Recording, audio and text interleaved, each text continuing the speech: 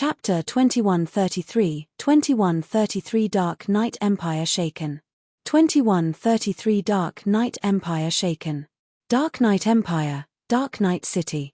Unyielding Soul's upper echelons sat with solemn expressions in their guild hall's top-floor meeting room. The room was depressingly silent. The guild's core strength had taken severe damage in the battle at the Buried Bones Fortress. Now, the guild was utterly powerless against Starlink in the contest for the ancient undead country. Hence, the guild leader had called an emergency meeting to discuss Unyielding Soul's next move. Crimson Emperor has already withdrawn from the ancient undead country. The guild isn't even willing to meet with our representatives. I'm afraid that we can no longer hope for its help, Mu Lingshaw reported, frustrated.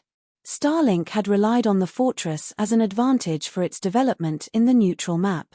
To counter this problem, Unyielding Soul had secretly partnered with Crimson Emperor. Including the stamina gemstone supply from Zero Wing, Unyielding Soul had barely been able to withstand Starlink's harassment.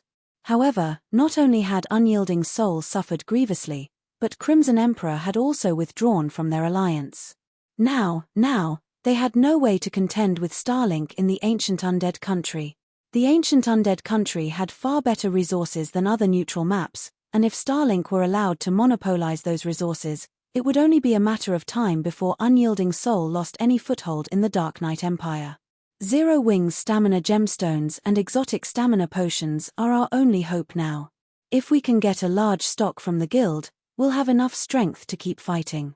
Players' stamina consumption is far higher than in any other neutral map, and so far, only experts have been able to survive in the area.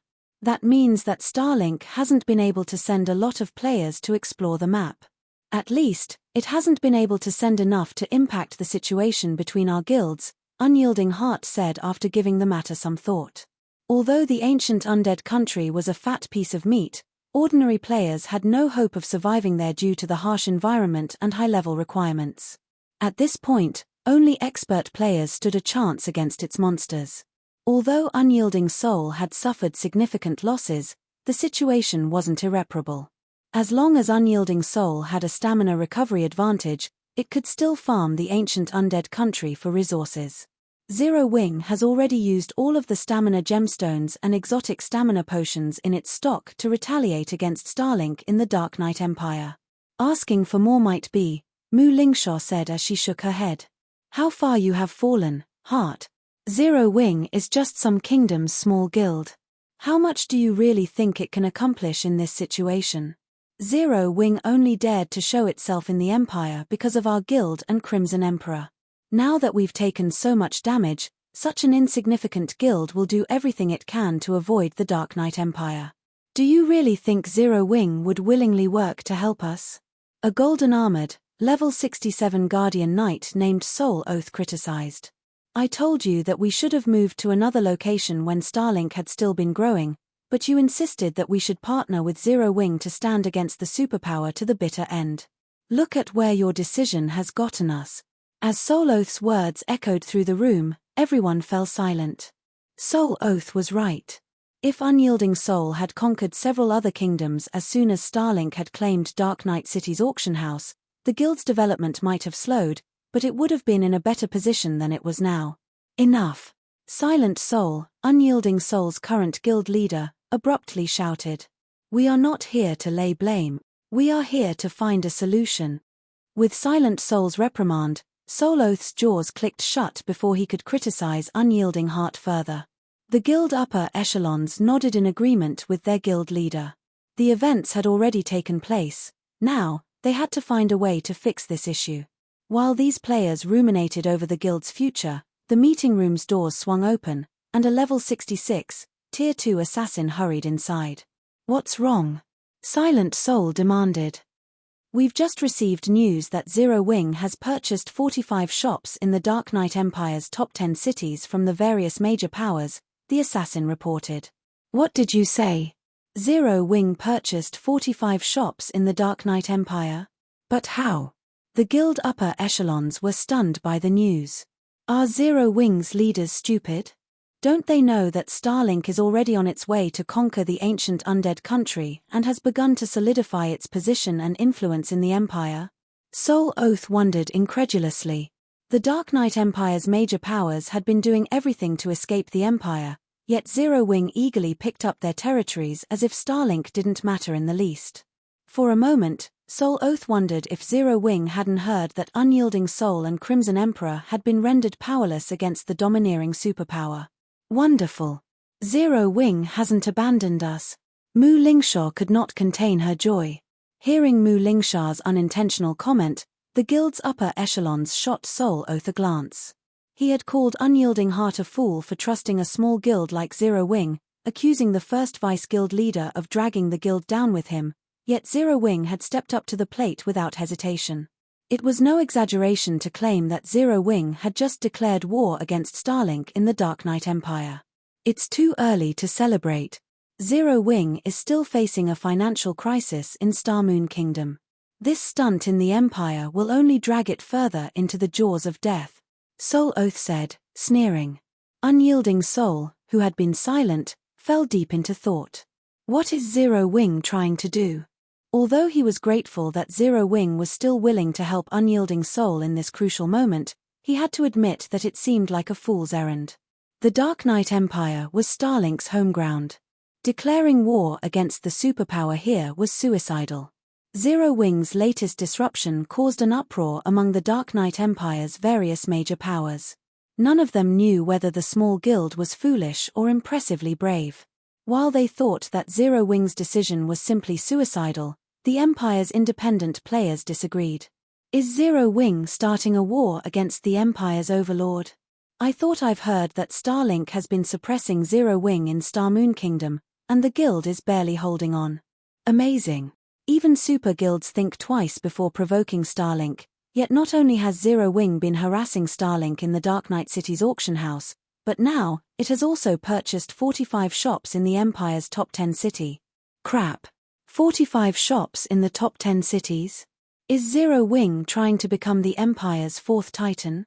For a time, the Dark Knight Empire's independent players bubbled with excitement. They had all witnessed war between guilds before, even between superpowers, but this was the first time any of them had seen a guild without any background openly challenge a superpower. For a time, Zero Wing's fame in the Dark Knight Empire was unmatched due to its recent purchases. Many players even began to show interest in the guild, expressing their desire to join Zero Wing's ranks. While news of his exploits spread throughout the Empire, Shifeng took the mana stones he had synthesized to a border town in the Dark Knight Empire. He then used the Seven Luminaries ring to teleport to the neutral map located closest to the ancient undead country before mounting his demonic flame tiger and riding toward his target. Chapter 2134 Ancient Undead Country. Chapter 2134 Ancient Undead Country. The ancient undead country was a cursed, ancient kingdom. It had been decimated during the Great Ancient War, becoming a land of death. Undead roamed the countryside, and none of the various kingdoms or empires wanted anything to do with the abandoned kingdom. However, despite its ruined state, the ancient undead country still contained legacies the former kingdom had left behind and resources that had gone unexploited for tens of thousands of years. As a result, the neutral map had become a goldmine for outlaws. Unfortunately, the ancient undead country was quite far from civilization. From the Dark Knight Empire, the closest NPC-established map, a player would need more than a full day of mounted travel to reach the neutral map. After spending more than half an hour of repeated teleportation and mounted travel, Shifeng finally reached the ancient undead country's border. Shifeng didn't hurry to enter the neutral map as he stood atop a plateau that overlooked the ancient undead country. Taking a short break, he switched 5 of his strength gemstones for stamina gemstones and drank down an exotic stamina potion. The ancient undead country wasn't like other neutral maps. Due to the war that had destroyed the former kingdom, the map was in a constant state of chaos. Not only was teleportation within the map impossible, but players' stamina was also at least 50% higher than in ordinary neutral maps. The kingdom's terrain and monsters weren't to be underestimated. Even players on dark gold mounts wouldn't get very far if they weren't careful. Normally, players would take the time to recover to their peak before entering the ancient undead country, including Tier 2 peak experts. Only Tier 3 and above players had the strength to ignore most of the map's dangers. No matter how many times I visit this place, it's always breathtaking, Shifeng thought as he gazed at the gigantic barrier, bathed in darkness, before him. Occasionally, he spotted arcs of silver lightning flicker within the barrier. The great ancient war had happened tens of thousands of years ago, yet the aftermath lingered to this very day. The ancient god's power was truly unimaginable, far greater than any modern Tier 6 god. After about a 10-minute rest, Shifeng had fully recovered from his travels. Not wanting to waste any time, he hopped back onto his demonic flame tiger and rushed through the dark barrier. Although Zero Wing had acquired 45 shops in the Dark Knight Empire's top cities, the debt it had accumulated to do so was large enough to make any first-rate guild despair. 1,060,000 gold. Even Superpow's eyes would twitch at seeing so much gold. If Zero Wing couldn't clear the debt within a month, it would have to offer up Zero Wing City's shares as collateral. Yulan had nearly lost it when she had heard of the transaction. Zero Wing was already having financial troubles and barely preserved its hold on Star Moon Kingdom. Now, Shifeng had taken out a debt that could crush an entire guild. Spending that amount on so many excellent shops would be a wonderful thing in other kingdoms and empires, but no major power dared to set foot in the Dark Knight Empire right now. However, this was an excellent opportunity to further Zero Wing's development in Shifeng's opinion. The Dark Knight Empire was famed for its products, especially since it was connected with a city like the Sea of Trees. Even among the various empires on the God's Domain continent, the Dark Knight Empire had above-average resources. Although Zero Wing had accepted the management rights to half of the 100 Flowers Palace's shops in the empire, the partnership only allowed Zero Wing to sell its products in those shops. Unfortunately, the palace didn't own that many shops in the first place, so it was important that Zero Wing make room for itself in the empire's market. If a guild wanted to become a powerhouse in God's Domain, it needed more than a large number of expert players. It also needed an astronomical amount of resources to support these experts' growth. Relying on one kingdom's resources simply wasn't enough. Shifeng had already considered developing his guild past Star Moon Kingdom's borders and into the several neighboring kingdoms. With such a rare opportunity to do so before him, he couldn't afford to play it safe. Although Zero Wing had indeed incurred a huge debt because of this investment, if Shifeng could move Stone Forest Town to the bottomless abyss, collecting 1.06 million gold within a month was doable. The bottomless abyss was, after all, quite attractive to God's Domain's various powers and players. The instant Shifeng stepped through the barrier, he felt a powerful gravitational force pull on his body, and his senses dulled. At best, he could only exert 70% of his combat power in this state. After running through the map for about 5 minutes, he encountered an area full of level 60+ monsters. Most of these monsters were undead, and although they were only chieftain rank, with a smattering of lords, these undead had very high combat standards.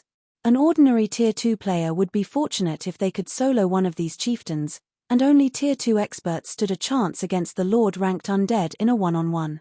A Tier 2 expert wouldn't even have a hope against a great Lord-ranked undead. Defeating such monsters typically required a full 20-man team of Tier 2 experts at the very least.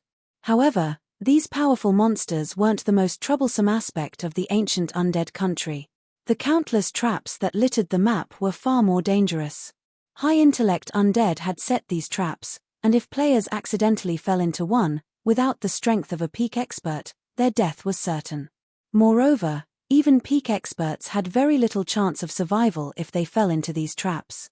Of course, in exchange for the danger it offered, the ancient undead country contained resources and treasures that were far beyond those in other maps. After just 10 minutes, Shifeng had encountered plenty of rare herbs and ores. He even found fragments of ancient equipment scattered across the ground. These ancient equipment fragments were remnants of the Great Ancient War, and although the corrosion of time had rendered them unusable, a powerful death energy had tainted the items after so long in this land. Hence, players could trade these equipment fragments for goods with the neutral map's NPC residents. It was even possible to purchase level 100 fine gold set equipment with these fragments, although the price was extraordinarily high. Unfortunately, he couldn't be bothered to clear out the monsters around these valuable resources. He was in a hurry. He avoided the monsters and continued toward the bottomless abyss. Since he had already reached level 76, far higher than the level 60+ undead roaming the map, the monsters didn't harass him as he traveled through one region and into another. After more than 6 hours, Shifeng finally reached the psychedelic forest, located in the ancient undead country's inner region. Most of the monsters here were around level 67, and Great Lords were far more common. Even level 70 Grand Lords made an appearance from time to time. This forest was certainly no place for ordinary experts. As Shifeng walked along a forest path toward the bottomless abyss, which was located in the ancient undead country's core, he heard an explosion echo throughout the woods. Nearby, dazzling lights illuminated the gloomy sky, and as they disappeared, a furious roar shook the entire forest. A boss! Shifeng immediately jumped into a treetop and activated omniscient eyes. Visibility in the ancient undead country was particularly poor. Players with normal vision couldn't see further than 100 yards away, but omniscient eyes gave Shifeng perfect vision, even past that range. If he focused on a direction, he could see up to 600 yards away, even in this area. Shifeng quickly noticed two groups of players roughly 300 yards away. Both groups had surrounded a level 69 Grand Lord, which attempted to protect a dark gold treasure chest. Each group had 100 players, but instead of focusing on the boss, they split their attention between the monster and the other team. Interesting. Despite being independent players, these guys are actually fighting Starlink over a boss. Shifeng was slightly surprised to see this. None of the players in one of the two groups wore guild emblems, while the other group bore Starlinks. Normally, independent teams did their best to avoid guild teams, but these independent players didn't seem to have that intention. Moreover, this independent team had fought Starlink's players to a standstill. It was a rare sight in God's domain. Unable to help himself, Shifeng smiled brightly as he boldly approached the two groups. If this independent team had fought any other guild, he would have ignored them and continued toward the bottomless abyss. However, since they fought one of Starlink's expert teams, just walking away without saying hello simply wouldn't do as Zero Wings guild leader. Chapter 2135, Peak Legacy Forest Saint. Chapter 2135, Peak Legacy Forest Saint. Healers, stabilize the MT's HP melee unit, keep Starlink's members away from our healers. A purple-clad, level 67 Cursemancer standing among the independent team commanded while swinging his blue, wooden staff, buffing his teammates. Like well-trained soldiers, the independent players followed the Cursemancer's commands to the letter. Even if they faced imminent danger, they followed their orders.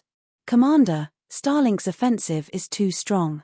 The boss still has 24% of its HP. I don't think we'll be able to outlast it, a woman expressed her concern as she eyed the boss's HP. In an exquisite, light green dress, the woman looked like a fairy as she wielded her green cane. She wore a Tier 2 class insignia for druids. Monsters in the psychedelic forest were quite strong, and to make matters worse, the forest's mana density was painfully low. Magical class players would only be able to exert half of their normal combat power here. Naturally, this affected healers, as well. Fighting one of this area's field bosses was incredibly difficult, even more so when trying to fight one of Starlink's expert teams. I know. But if we hand them the boss, we'll have wasted our suppression scroll. Late Autumn, the Cursemancer commander, said as he glanced at the silver-armored berserker leading Starlink's team. Gnashing his teeth, Late Autumn growled, moreover, Bright Dawn is leading this team. He's a vicious bastard that kills any player he comes across. He has wiped out more than 10 teams in the ancient undead country thus far. He won't just let us leave even if we retreat. I support the commander. We are Purple Shadow, one of the Dark Knight Empire's top 10 adventurer teams. If we're going to lose this fight, we'll make sure that no one gets this boss. Half Feather, a level 66 ranger guarding Late Autumn's side, confidently declared. The rest of the team members nodded in agreement. The Dark Knight Empire had countless adventurer teams, so competition was intense. Any adventurer team that could rank among the top 100 in the Empire was powerful enough that even first-rate guilds treated them with some respect. Ordinary third-rate guilds wouldn't even dare offend the Empire's top 100 adventurer teams. Every one of those teams was, without question, a peak adventurer team. Many first-rate guilds would give anything to recruit them. Although the Purple Shadow adventurer team was no match for a superpower like Starlink, it was strong enough to challenge one of the superpower's expert teams. "Commander, I don't think our front line can hold out against Starlink for much longer. Should I help them out?" Colorful Fruit, the female druid, asked as she watched the enemy push back her team's front line. "I'll help, too. I'm tired of attacking the boss. I want to teach those Starlink bastards a lesson," Half Feather roared. "All right, but be careful. Starlink's members aren't pushovers," Late Autumn said after giving the matter some thought. Although their team hadn't yet suffered any casualties, he knew Bright Dawn's aim. The Berserker likely wanted to use their team to whittle down the boss's HP. Once the boss's HP was low enough for him, he'd join the fray and wipe out Purple Shadow's healers. Without their healers, the rest of their team would fall. Colorful Fruit and Half Feather had the best chances of stopping Bright Dawn among the team. Both were, after all, experts that ranked among the top 20 of their respective classes within the Dark Knight Empire. Colorful Fruit was particularly powerful within a forest. Although she was a druid, a healer class, she had acquired a peak legacy called Forest Saint. The hidden class greatly enhanced her combat power whenever she stood in a forested area. "Understood." Colorful Fruit and Half Feather replied before joining the PvP battle near the boss. Both teams did their best to avoid sending too many players near the boss's perception range to avoid triggering a power boost for the monster. Hence, they restricted themselves somewhat while in combat. To be precise, the teams had only tested each other's strength so far. Vice Guild Leader, the boss has less than 20% of its HP now, a level 67 cleric reported to Bright Dawn, who commanded Starlink's members in this fight. "Good. Everyone, follow me into battle. Leave none alive." Bright Dawn roared, licking his lips as he led the rest of his team in a charge against the Purple Shadow adventurer team. With his command, the rest of Starlink's members grew serious about eliminating their enemies. The Purple Shadow experts might seem powerful to first-rate guilds, with many of them capable of reaching the Trial Tower's 6th floor, but they were nothing before Bright Dawn's personal security team. Bright Dawn's team consisted of experts that could reach the Trial Tower's 7th floor. 40 of them were even Refinement Realm experts. They could easily decimate a first-rate guild's main force, much less a meager adventurer team. A moment later, Starlink's experts smashed through Purple Shadow's defensive line, which had remained stable until now. Not even the cooperation between 2 or 3 Purple Shadow experts was enough to stop one of Starlink's, and their HPs plummeted as the fight dragged on.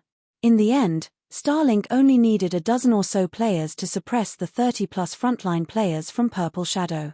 The remaining 20-plus then barreled their way toward Purple Shadow's healers alongside their commander. Every one of these players was a Refinement Realm expert. When only 100 yards separated the healers from Bright Dawn's experts, Colorful Fruit and Half Feather reached the battlefield. They were surprised by the sudden turn of events, but they quickly recovered from their daze and engaged the enemy. Immediately, Colorful Fruit cast the Tier 3 over-tier spell, Forest's Descent. Waving her cane, the Forest Saint manifested a domain that spread out around her, enveloping everything in her surroundings. The trees within the domain then gained sentience, becoming level 67 Great Lord ranked Treants. 6 Treants responded to Colorful Fruit's call in total, moving to block Starlink's advance. Moreover, Colorful Fruit gained full control of the vines on the still dormant trees. She commanded more than a dozen vines, every one containing Tier 3 strength. Nearby, Half Feather's crimson bow suddenly brightened with a dazzling glow. 5 crimson magic arrays manifested around the ranger, and whenever he loosed an arrow, the magic arrays did the same, launching flaming arrows to accompany his attacks. Although these flaming arrows were weaker than Half Feather's normal attacks, they couldn't be blocked. Even a Refinement Realm expert would fall under this ranger's assault. Amazing. The Purple Shadow adventurer team actually has such powerful experts. Starlink's members were stunned for a moment. They had seen their fair share of experts as the members of a personal security team for one of the guild's vice guild leaders. Thus, Witnessing one move was more than enough to give them a general idea of an expert's strength. Based on their experience, they recognized both colorful fruit and half-feather as refinement realm experts. Moreover, the two had incomparably powerful skills. Colorful fruit, in particular, had received a considerable boost to her basic attributes with her last spell. If an ordinary refinement realm expert attacked her, they'd likely get a one-sided beating in return. In contrast, Purple Shadows members expressed their glee as they watched their two comrades take action. When this druid and ranger fought together in a forest, they could even defeat a 200-man expert team by themselves. While Starlink's refinement realm experts struggled against colorful fruit and half-feathers attacks, Bright Dawn wielded his whitebone greatsword as he charted through the Great Lord-ranked treants and vines like a speeding bullet. Even though half-feather fervently fired at the berserker, Bright Dawn easily maneuvered past the arrow's trajectories. The berserker was astonishingly fast, no slower than a peak Tier 2 assassin, which made it hard for half-feather to aim. Within 3 seconds, Bright Dawn stood before the ranger, swinging his greatsword. Suddenly, 6 white flashes blinded the combatants. As they faded, they revealed 6 deep slashes in the ground, each 15 yards long. Although half-feather had tried to use his bow to defend himself, 3 of the attacks had landed, and he died on the spot. How is this possible? Colorful Fruit was stupefied. Half-feather ranked among the top 20 ranger experts in the Dark Knight Empire, yet against Bright Dawn, he was as weak as an infant. His life had ended in a single move. The strength difference was astounding. A mere ant dares to oppose me? Bright Dawn sneered at Half-feather's corpse. He then shifted his gaze toward Colorful Fruit and said, "All right, you're next." The Starlink berserker then transformed into a blur as he flew toward the forest saint, who stood around 20 yards away. Seeing this, Colorful Fruit panicked. She tried to use her vines to stop Bright Dawn, but she quickly discovered that they were practically non-existent before this madman. He easily deflected them with his great sword, not even pausing. So, this is the strength of a superpower? At this moment, Colorful Fruit understood that this battle was a lost cause and intended to disregard her defense. Just as Bright Dawn reached Colorful Fruit and raised his greatsword against the druid, he froze and turned toward a figure that had suddenly appeared from behind the nearby trees. When he saw this figure, his expression turned grim. Colorful Fruit and the rest of the players engaged in battle were confused by his abrupt change. When Purple Shadow's forest saint followed her enemy's gaze, she noticed a man slowly approaching. This man wore a suit of pitch-black armor with a silvery-gray cape draped over his shoulders and carried 2 long swords at his hips. As if he were oblivious of the battle around him, he lightly strolled toward her. Who is that? Chapter 2136, Power of Words. Chapter 2136, Power of Words. After a quick glance at the approaching swordsman, Colorful Fruit returned her attention to the enemy berserker before her. Bright Dawn's expression was tight and grim as if he were looking at an absolute monster. He completely ignored her, his gaze glued to that distant swordsman. Her enemy's intense reaction confused Colorful Fruit. What's going on? Who is that guy? She wasn't the only one confused. Late Autumn, who commanded Purple Shadows members from some distance away, was just as shocked by this turn of events. Based on the strength Bright Dawn had revealed thus far, Late Autumn was certain the man was a monster on the battlefield. He even suspected that Bright Dawn could annihilate every Purple Shadow member here by himself. Yet, such a monster clearly feared the swordsman who had just arrived. Moreover, Bright Dawn wasn't the only person to react like this. Starlink's other members wore the same grim expressions, all of them staring at the approaching swordsman. Black Flame. What are you doing here? Bright Dawn demanded frostily. At this point, Bright Dawn's hatred for the player known as Black Flame was immeasurable. He had made the difficult decision to abandon Unyielding Soul, joining Starlink as one of its Vice Guild leaders. He had wanted to make himself more important to Lu Xingluo by sabotaging Unyielding Soul and Crimson Empress plans to secure the traveling bard hidden class, but Black Flame had single-handedly ruined his. In the end, Starlink had gained far fewer traveling bards than its competition. Lu Xingluo had been disappointed in his failure and refused to assign Bright Dawn any notable tasks for some time. Now, after a long list of arduous tasks, trying to earn the responsibility of the ancient undead country's management, Bright Dawn, once again, encountered Black Flame. His recollection of this man's strength was still crystal clear. He couldn't forget it if he tired. After all, Black Flame had defeated Sword Demon in the battle for White River City's auction house. Although Sword Demon was quite old, he was a bona fide monster, far stronger than Bright Dawn. There were less than a handful of experts that could rival the old man's strength. "What? Am I not allowed here?" Shifeng asked, smiling as he swept a glance over Starlink's agitated members. Bright Dawn expressed his exasperation in reply. If he were talking to anyone else, he would have attacked already. He wouldn't have bothered to trade nonsensical pleasantries. After a second to calm down, he asked once more, his tone soft, "What do you want?" The Berserker's question caused Purple Shadows players to turn to Shifeng again, gaping in shock. Late Autumn felt particularly tongue-tied. He couldn't believe this was happening. Bright Dawn was a peak expert, earning the undead sword title. He was famous for his ruthlessness, and he never let an enemy escape with their life. He never negotiated, either. Take their Purple Shadow Adventurer team, for example. Despite ranking among the top adventurer teams in the Dark Knight Empire, Bright Dawn had attacked without hesitation.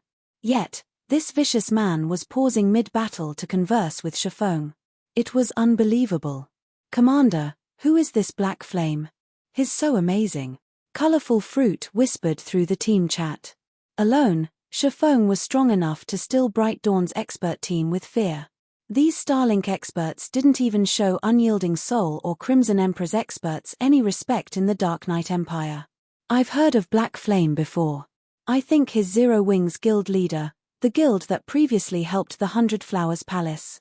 Black Flame himself ranks among the top 50 on the God's Domain experts list. He stands at the very peak of God's Domain." Late Autumn explained what he knew. "I hadn't expected an expert like him to show up in a place like this. Top 50 on the God's Domain experts list? It's no wonder why Bright Dawn seems so afraid." Realization dawned on Colorful Fruit. She barely ranked among the top 100 in the Dark Knight Empire's overall combat power ranks. Naturally, she'd be considered quite powerful in any kingdom or empire, but on the full scale of God's Domain, her strength was nothing. Although the God's Domain experts list focused on players' public achievements, it did reflect a portion of the player's strength. Those who could rank among the top 50 would likely be some of the strongest players in the Dark Knight Empire. Although Bright Dawn was quite powerful, he definitely couldn't rank at the top of the empire. If Bright Dawn could hear Colorful Fruit's thoughts, he'd likely vomit blood. If his opponent had merely ranked among the top 50 on the God's Domain experts list, he wouldn't have been so afraid. In fact, he'd gladly take any of those experts over this swordsman. "I want this boss and that dark gold treasure chest," Shifeng calmly replied, glancing at the level 69 Grand Lord, which only had 18% of its total HP remaining, and the treasure chest behind it. The Purple Shadow members' jaws nearly hit the ground when they heard Shifeng's demand. Is this guy insane? Shifeng actually intended to steal the boss and its treasure by himself. Even arrogance had a limit. And he had just demanded this from one of Starlink's vice guild leaders. Most importantly, they were currently in Starlink's territory. With just a quick call, Bright Dawn could likely summon a large number of reinforcements. More of his guild's peak experts would probably answer his call, as well. Shifeng might be stronger than Bright Dawn, but could he take on 3 or 5 peak experts simultaneously? This guy is way too reckless. We're still in the psychedelic forest. Starlink's fortress isn't that far away. If Bright Dawn calls in reinforcements, none of us will escape, Late Autumn thought to himself, watching Shifeng with an exasperated expression. All fortresses could teleport players across long distances, even in the ancient undead country. The psychedelic forest wasn't that far from Starlink's fortress. A single teleport would be enough for players to reach the forest's edge. Furthermore, plenty of Starlink's expert teams were operating in the area. If Shifeng truly angered Starlink, he wouldn't have a snowball's chance in hell of leaving the forest alive. Late Autumn and his team had already prepared themselves for utter annihilation when they had decided to stay and fight the boss, despite Bright Dawn's team trying to steal the kill. As long as they could claim the boss's loot and the treasure chest it guarded, their deaths would be worth the effort. However, it was a different story for Shifeng. Shifeng was an apex expert in God's domain. One of his lives was likely worth more than a Grand Lord's loot and a dark gold treasure chest. As Purple Shadows members expected a fight to break out between Shifeng and Bright Dawn, the Berserker sheathed his Whitebone greatsword. Since Guild Leader Black Flame wants this bounty, we'll leave out of respect. Let's go, Bright Dawn said before turning to leave, not even sparing the boss and treasure chest a second glance. Starlink's members promptly withdrew from their fights with Purple Shadows members and retreated from the battlefield, following their commander. In less than 15 seconds, all of Starlink's members had left the area, the speed and decisive nature of their withdrawal stunning the Adventurer team players. Chapter 2137, Different Level. Chapter 2137, Different Level. Although many of Starlink's experts were relieved that they hadn't had to fight Shifeng, anger roiled in their stomachs after leaving the battlefield. Vice Guild Leader, are we really just leaving? A level 67 assassin geared in black leather armor asked, disgruntled. Black Flame might be powerful, but this is our guild's territory. As long as you command it, at least 3 teams can converge on our location in 10 minutes or less. Couldn't we easily take him down with the strength of 4 expert teams? Starlink was the ancient undead country's overlord. Even players from the Dark Knight Empire's other 2 superpowers had to bow their heads and walk away when they encountered Starlink's members in this neutral map, much less Black Flame. Regardless of how powerful the swordsman was, he couldn't be stronger than Unyielding Soul and Crimson Emperor. The 2 superpowers peak and monster level experts were far stronger than experts from ordinary guilds, and Starlink had defeated both of them. Furthermore, if news of this retreat spread, it would damage the guild's reputation. Take him down? You think I don't want to? Bright Dawn demanded, glaring at the female assassin. If he were just some ordinary domain realm expert, then sure. But that guy defeated Sword Demon. Even 10 expert teams couldn't do anything to him, let alone 4. Do you understand? If he wished it, none of us would leave this forest alive. The most annoying thing about all of this is that Black Flame was just toying with us. If I had refused to withdraw, he'd take action immediately and teach me how foolish such a decision is. Bright Dawn knew that no matter what he had decided, Shifeng would hurt Starlink's reputation in the ancient undead country eventually. Since that was the case, he'd rather take the path that incurred the least amount of losses. Every member of his team was a trusted subordinate. If he let someone kill these people, not only would Starlink's reputation suffer, but his power base in the guild would also weaken. Is he really that strong? The level 67 assassin asked, shocked. Although domain realm experts could easily defeat a 100-man expert team like theirs in the fields, it was usually because those experts employed guerrilla tactics, gradually picking off the team members. If their team split up and focused on escape, not even a domain realm expert could kill every one of them. However, it seemed that Bright Dawn fully believed that Shifeng could slay them all. All of Starlink's teams in the psychedelic forest were led by peak experts, and Bright Dawn even held the title of Undead Sword. He even ranked at the top among peak experts, and it wouldn't be long before he reached the domain realm. Otherwise, he wouldn't have been one of Unyielding Soul's 3 main pillars in the past. As Bright Dawn's personal security team, their strength ranked at the top among Starlink's various teams, yet their commander insisted that not even they would escape Shifeng's wrath. Could that really be possible? Those monsters are not as simple as you think. Why do you think the various superpowers have such headaches when dealing with domain realm monsters? God's domain, in particular, has given these monsters a platform to exhibit their full strength, which makes them even more of a challenge, Bright Dawn spat hatefully. However, this isn't over. Although our team can't defeat Black Flame, the guild leader will likely send someone to take him down a notch once we report back. While domain realm experts were frightening, every superpower had such experts of their own. Moreover, God's domain offered a plethora of methods to use against domain realm experts. It just depended on whether or not the various superpowers were willing to pay the price for these methods. While Bright Dawn relayed the news of Shifeng's appearance in the psychedelic forest to his guild, Purple Shadows members were still caught up in their momentary daze. For a time, they had no idea what to do about this turn of events. "Commander, what should we do now?"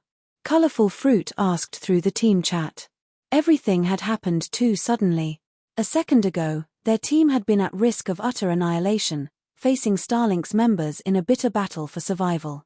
Then Shifeng had shown up and indicated his desire for the boss and the treasure chest. What left Purple Shadows members truly flabbergasted was the fact that Starlink's team had actually acceded to Shifeng's claim and left the area. This, staring at the swordsman in question, Late Autumn had no idea how to proceed. Should they stay and fight Shifeng for the boss? Or should they take off just as quickly as Starlink's team had? The outcome of fighting this man was obvious. Since Starlink's team, which was stronger than theirs, had fled without a second thought, Late Autumn had a fairly good idea of how powerful Shifeng was. Unfortunately, Shifeng hadn't given them permission to leave the area. If their abrupt withdrawal displeased Shifeng, he might decide to end their lives alongside the bosses. Suddenly, Late Autumn felt that the Purple Shadow Adventurer team, which he was so proud of, was, in fact, insignificant. Before powerhouse players and superpowers, Purple Shadow wasn't even strong enough to make its own decisions. These titanic existences could determine an adventurer team's rise or fall with a single word. Late Autumn even wondered if the Dark Knight Empire was truly just an empire. After all was said and done, Purple Shadow was one of the top 10 adventurer teams in the Dark Knight Empire. Many first-rate guilds had tried to extend an olive branch to their team and treated them with great respect, but before Starlink and Shifeng, this team was powerless. While Late Autumn hesitated, Shifeng shifted his gaze toward the Cursemancer. "Starlink's people are gone. I'll leave this boss to you, but I want one item from that dark gold treasure chest. Do you agree to my terms?" Shifeng asked. Seeing Late Autumn's obviously anguished indecision, Shifeng related with the Cursemancer's internal struggle. During his previous life and before Tier 5 players had existed in God's domain, most players had still been able to rely on a team against the game's truly powerful experts. Unfortunately, once those experts had reached Tier 5, even Shadow, which had controlled 10 major NPC cities, had been powerless against them. Shadow hadn't had a choice, forced to concede any treasures those experts had demanded.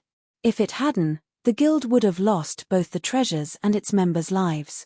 However, Shifeng was no longer the ordinary expert he had been. He had become strong enough to reach God's domain's apex. "Just one item? Of course, we agree." Late Autumn nodded enthusiastically once he snapped out of his daze. Realizing that Shifeng didn't have any ill intentions toward them, Purple Shadow's other members breathed a sigh of relief. Kill-stealing was a common occurrence in the fields, but this was the first time they had been so powerless in such a situation. As they began to relax, Purple Shadow's experts looked to Shifeng with excitement and admiration. Some of the female players even turned starry eyes toward the swordsman. Both Shifeng's individual strength and his identity of a guild leader, commanding a guild that controlled an entire kingdom, were worthy of their admiration. With Shifeng's permission, Late Autumn led his team to defeat the boss. Although a level 69 Grand Lord was powerful, it wasn't a difficult foe to an expert team like Purple Shadows. Furthermore, the magic array they had used to suppress the monster was still in place. Shifeng didn't even show any interest in the boss's loot once the Grand Lord fell. Even in a place like the ancient undead country, the best loot a Grand Lord could drop was level 65 dark gold equipment. Moreover, the drop rate was extremely low. Normally, a team would be lucky if the map's Grand Lords dropped level 65 fine gold set equipment. Although such quality weapons and equipment were tempting to current players, they held very little attraction to Shifeng. He already had a large stock of level 70 fine gold equipment. He didn't mind passing up a few pieces of level 65 fine gold or dark gold equipment. Only the dark gold treasure chest interested him. However, Purple Shadows members celebrated the boss's loot for some time. It had dropped a level 65 dark gold ranked cloth hat and a piece for a level 65 fine gold set equipment. Both were considered top tier at this stage of the game. Once the boss died, the magic barrier around the dark gold treasure chest lifted. As these players turned toward the glowing treasure chest, they gulped audibly, their eyes becoming bloodshot as they felt the urge to charge forward. However, Purple Shadows members opened a path for Shifeng under Late Autumn's command, allowing the swordsman to open the treasure chest. The command didn't surprise any of them. After all, without Shifeng, they wouldn't have acquired anything from this battle. They probably would have lost their lives. Even if Shifeng wanted everything within that treasure chest, they wouldn't argue. Fortunately, it isn't a locked treasure chest. Shifeng released a sigh of relief as he approached the chest. Normally, most treasure chests would be locked once they reached dark gold rank, and unlocking a treasure chest was a troublesome process. Some even required keys of corresponding ranks. Take the inferior legendary treasure chest he had obtained from the Falling Star Secret Land, for example. Although he had the treasure chest in his possession, it was locked, and it required an inferior legendary key to open. When he had discovered this, he had been depressed for some time. Shifeng spent the next 20 seconds opening the dark gold treasure chest. The instant he lifted the lid, colorful lights burst forth, illuminating a 400-yard radius area. These lights were even visible from 7,000 yards away. Chapter 2138 Regional Treasure. Chapter 2138 Regional Treasure. Purple Shadows members were surprised to see the brilliant lights that escaped the treasure chest. Normally, dark gold treasure chests only caused a commotion that affected a 3000 or 4,000-yard radius when opened, but the lights this treasure chest released were even visible from 7,000 yards away. The various adventurer teams hated this particular feature the most. Every player within 7,000 yards would now know that someone had opened a dark gold treasure chest. Meanwhile, they were in the ancient undead country, which had far more resources than other neutral maps. Naturally, the contents of this dark gold treasure chest would be worth far more than usual. While it was amazing that Shifeng had scared away Bright Dawn's team by himself, he couldn't change the predicament they were now in. Such a dazzling light show would certainly lead a large number of teams to their location. Regardless of Starlink, plenty of powerful guilds and adventurer teams operated in the ancient undead country. Although Shifeng might escape, what were they supposed to do? Any competent team in the fields carried a magic mirror. Although magic mirrors could only view a small area, they had a very long reach. If a team spotted a treasure's lights, they would refer to their magic mirrors immediately to scout the area and locate the treasure. If the dark gold treasure chest's lights had only been visible from 4,000 yards away, only 6 or 7 teams might have noticed it. With their strength, the Purple Shadow team could have escaped with the treasure. At worst, they might have lost a few dozen members while they fled. However, a minimum of 20 teams would notice this treasure chest's lights, and every one of them would be an expert team. While Purple Shadows members cursed the system, the various adventurer teams within 7,000 yards of the dark gold treasure chest used their magic mirrors to search for its exact location. A dark gold treasure chest is radiating such a powerful light. Isn't that Late Autumn from the Purple Shadow adventurer team? His team sure is lucky. They actually found a dark gold treasure chest with such brilliant lighting. Quick! We mustn't let the other teams get to the treasure before us. The nearby teams recognized the Purple Shadow adventurer team and began to move. Although magic mirrors only displayed images, not sound, and players couldn't inspect the image's data, the Purple Shadow adventurer team was famous throughout the Dark Knight Empire. Recognizing its members wasn't difficult. Normally, ordinary players would don black cloaks before opening a treasure chest in the fields. Only powerful guild teams or adventurer teams didn't bother to conceal their identities. However, it was obvious that Purple Shadow's team had miscalculated. It must not have taken into account the commotion opening this dark gold treasure chest would cause. With the strength of this chest's light, it undoubtedly contained extraordinary items. Knowing this, how could the various teams ignore such an opportunity? After obtaining a treasure chest's items, players gained a 2-hour debuff that guaranteed the items would drop if they died. Commander, We used a spatial exploration scroll and discovered that 26 magic mirrors are locked onto our location. Getting out of here won't be easy, Colorful Fruit reported grimly. 26 expert teams were watching them. They'd have to face a full force of 2,600 experts. With just 100 players on their side, getting past so many players would be incredibly difficult. How can there be so many? Late Autumn could not help but feel powerless. Meanwhile, Bright Dawn and his team, who were already quite far from the Purple Shadow Adventurer team, were stunned when they saw the light pillar rise up behind them. Vice Guild Leader, that treasure chest is astounding. It is releasing such a powerful light. The items inside must be extraordinary, the level 67 assassin beside Bright Dawn exclaimed as he gazed at the towering shaft of light in the distance. Ha ha ha. Good. Very good. Bright Dawn began to laugh. Vice Guild Leader. The assassin gave his commander a confused look. Although the dark gold treasure chest had yielded incredible items, they weren't related to it in any way. He didn't understand why Bright Dawn laughed. It would make more sense if the man were enraged by the situation, not joyful.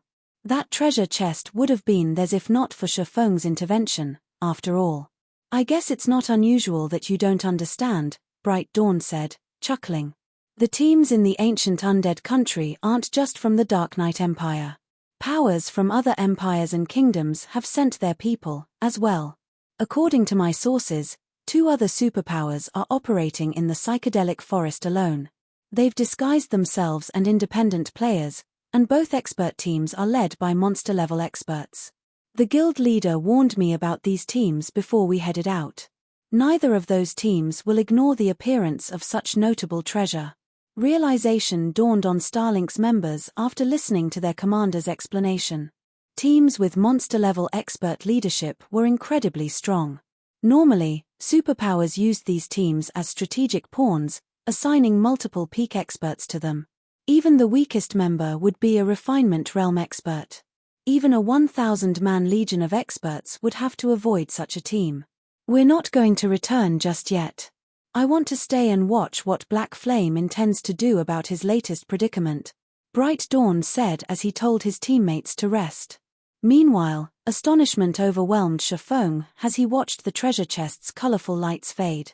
Others might not recognize a dark gold treasure chest, with the ability to influence a 7,000-yard radius, for what it was, but Shifeng was no stranger to the phenomenon. A regional treasure. A regional treasure was the most important treasure chest in an area. Even if the psychedelic forest hid an epic rank treasure chest, its items would pale in comparison to this dark gold treasure chest's bounty. Whenever a regional treasure had been discovered in the past, massive wars had ensued.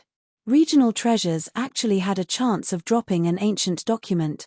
Ancient documents were one way players could search for treasures in God's domain. Many powers had discovered legendary and fragmented legendary items with the help of these documents. Hence, the various powers had fought fiercely to claim any regional treasure they could find. Regional treasures also gave ordinary guilds a chance to claim legendary or fragmented legendary items, giving them a fair chance to compete with the various superpowers for such items. After all, regional treasures appeared randomly. Not even superpowers could claim them all. Shifeng had found multiple regional treasures in the past, but unfortunately, he hadn't been able to claim any for himself. Every regional treasure he had encountered had been snatched away by a top adventurer team or first-rate guild. Once the treasure chest's light faded fully, Shifeng inspected the items within. The dark gold treasure chest contained a total of 5 items. One was a level 70 dark gold helmet for shield warriors, one was a level 70 fine gold staff, one was a cloth hat for a level 70 fine gold set equipment, one was a tier 3 magic scroll, and one was an ancient tome with silver, divine runes on its cover. A silver ancient document. Shifeng's heartbeat accelerated as his gaze rested on the ancient document. Chapter 2139, Silver Ancient Tome. Chapter 2139, Silver Ancient Tome. I want this book. The rest of the items are yours, Shifeng told Late Autumn as he picked up the silver ancient tome and stored it in his bag, acting as if he had no interest in the 4 other items in the treasure chest. The 4 other items were indeed valuable at this stage of the game, especially the level 70 Dark Gold helmet for shield warriors. Even superpowers experts would drool over such an item. However, even combined, these 4 items weren't worth nearly as much as the silver ancient tome. God's domain had all kinds of ancient tomes to offer. Some contained clues to items, while others could cause devastating destruction. This silver ancient tome could improve players' natural response time. Normally, a player's neural response time depended on their real-world body. Players typically had to use specialized training methods to improve their natural reaction time, as well as have the innate talent to do so. Otherwise, their success would be limited, regardless of how hard they trained. However, the silver ancient tome broke this rule and could forcibly improve a player's response time in God's domain. Of course, the improvement was minor, and the silver ancient tome's effects varied from person to person, but even a minor improvement could significantly impact a player's performance in the game. This tome was a special item that could make up for a player's congenital deficiencies. Even though the tome's effects weren't as substantial as a boost to physique, each silver ancient tome had sold for tens of thousands of gold during Shifeng's previous life. Some of the superpowers elderly experts had even traded fragmented legendary items or basic bloodlines to get their hands on one of these tomes, trying to make up for their deteriorating reaction time. Shifeng was actually quite surprised to get his hands on a silver ancient tome so early. If he gave it to one of his guild's refinement realm experts, it wouldn't be long before they broke through to the flowing water realm. After all, improved neural response time would indirectly improve players' combat standards. In fact, when the various large guilds recruited internal members, they typically prioritized players with above-average response time. Currently, Zero Wing had 4 experts stuck between the Refinement Realm and Flowing Water Realm: Fire Dance, Aqua Rose, Gentle Snow, and Violet Cloud. If they could use the Silver Ancient Tome, they might become Flowing Water Realm experts very quickly. Once they reached the Flowing Water Realm, combined with their abilities in the Truth Realm, they'd finally blossom into bona fide peak experts. After Shifeng stored the Silver Ancient Tome, Late Autumn gave the Dark Gold treasure chest a hesitant look. Guild Leader Black Flame, this item is a piece of level 70 Dark Gold equipment, Late Autumn said as he examined the helmet for shield warriors. He then turned to Shifeng and said sincerely, "Our Purple Shadow Adventurer team has only avoided annihilation because of you. Accepting such an item is too much." At this stage of the game, even the various superpowers madly contested for level 65 Dark Gold equipment, not to mention level 70 Dark Gold equipment. Moreover, this was a helmet for MTS. It was far more valuable than ordinary equipment of the same level and rank. I've already told you that I only wanted one item from the treasure chest. Moreover, it is only level 70 Dark Gold equipment. It is nothing to Zero Wing, Shifeng responded. Seeing the Cursemancer's guilty expression, he chuckled and continued, "If you really can't bring yourself to accept it, why don't you help me out with something else? Then, you can consider the helmet your compensation." He didn't know much about the Purple Shadow Adventurer team, but based on the team's performance and camaraderie, he could see that its members were righteous people. Otherwise, they likely would have split up and fled from Bright Dawn's expert team. That was one of the reasons that Shifeng had chosen to help them. At most, he might have saved any other team from Bright Dawn's bullying. He wouldn't have allowed them to keep the boss and treasure chest. Compensation? Late Autumn was inwardly surprised, looking at Shifeng's calm expression. This swordsman had offered a piece of level 70 Dark Gold equipment as if it meant nothing to him. Moreover, Late Autumn could tell that Shifeng was telling the truth. Immediately, he replied, "That won't be a problem. Guild Leader Black Flame, please tell us what you need us to do. Our Purple Shadow Adventurer team will assist you with everything we got. I'm heading to the bottomless abyss to take care of something. I'd like your help in clearing out the mobs. The whole affair will take roughly half a day. How about it?" Shifeng asked. The bottomless abyss was the lowest-leveled God Mode regional dungeon in God's domain. Not only did an abundance of monsters call the dungeon home, but they were also quite challenging to deal with. Without enough strength, most teams would find themselves on a one-way trip if they tried to enter the dungeon. Initially, Shifeng had planned to clear out the monsters in his path by himself. Mobilizing the guild's main force to help him would only be a waste of time and resources. With Zero Wing's current predicament, the guild couldn't afford such an operation. However, since the Purple Shadow Adventurer team had volunteered its help, he was more than glad to accept. From what he had seen thus far, Purple Shadow was quite strong overall.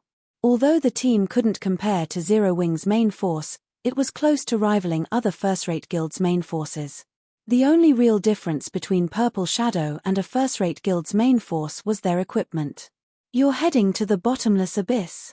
Colorful Fruit's jaw dropped, and she stared at Shifeng in astonishment. For the players grinding in the ancient undead country, the bottomless abyss was a forbidden land, yet Shifeng had originally planned to head straight into the beast's maw by himself.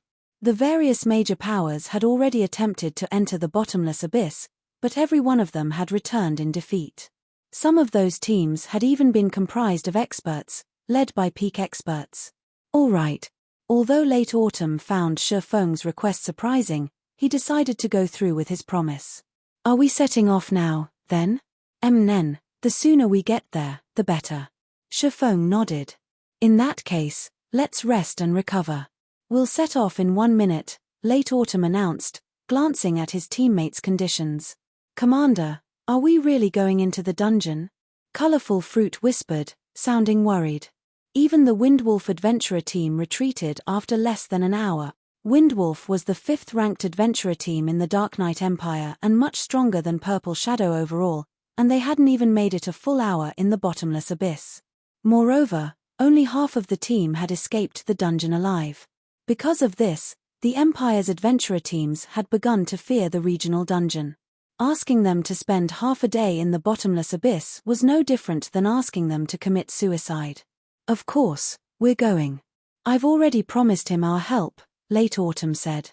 "Besides, we're in just as much danger now as we would be in the bottomless abyss. We might as well take out chances."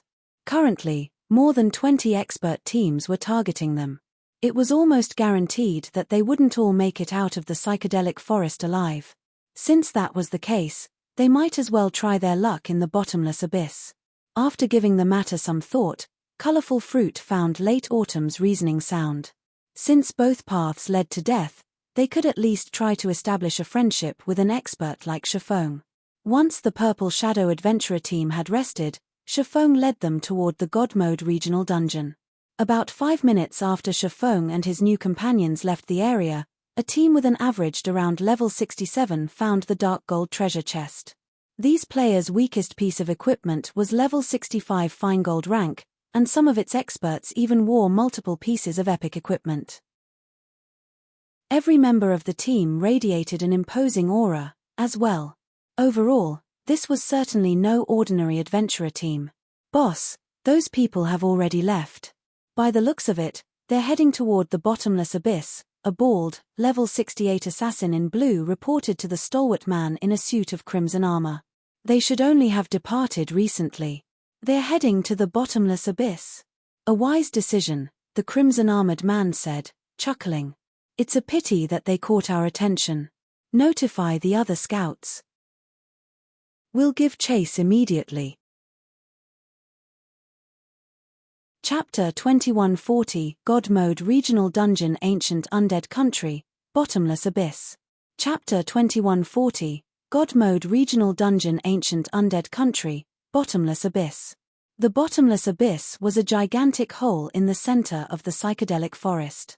The radius could rival that of an NPC city's.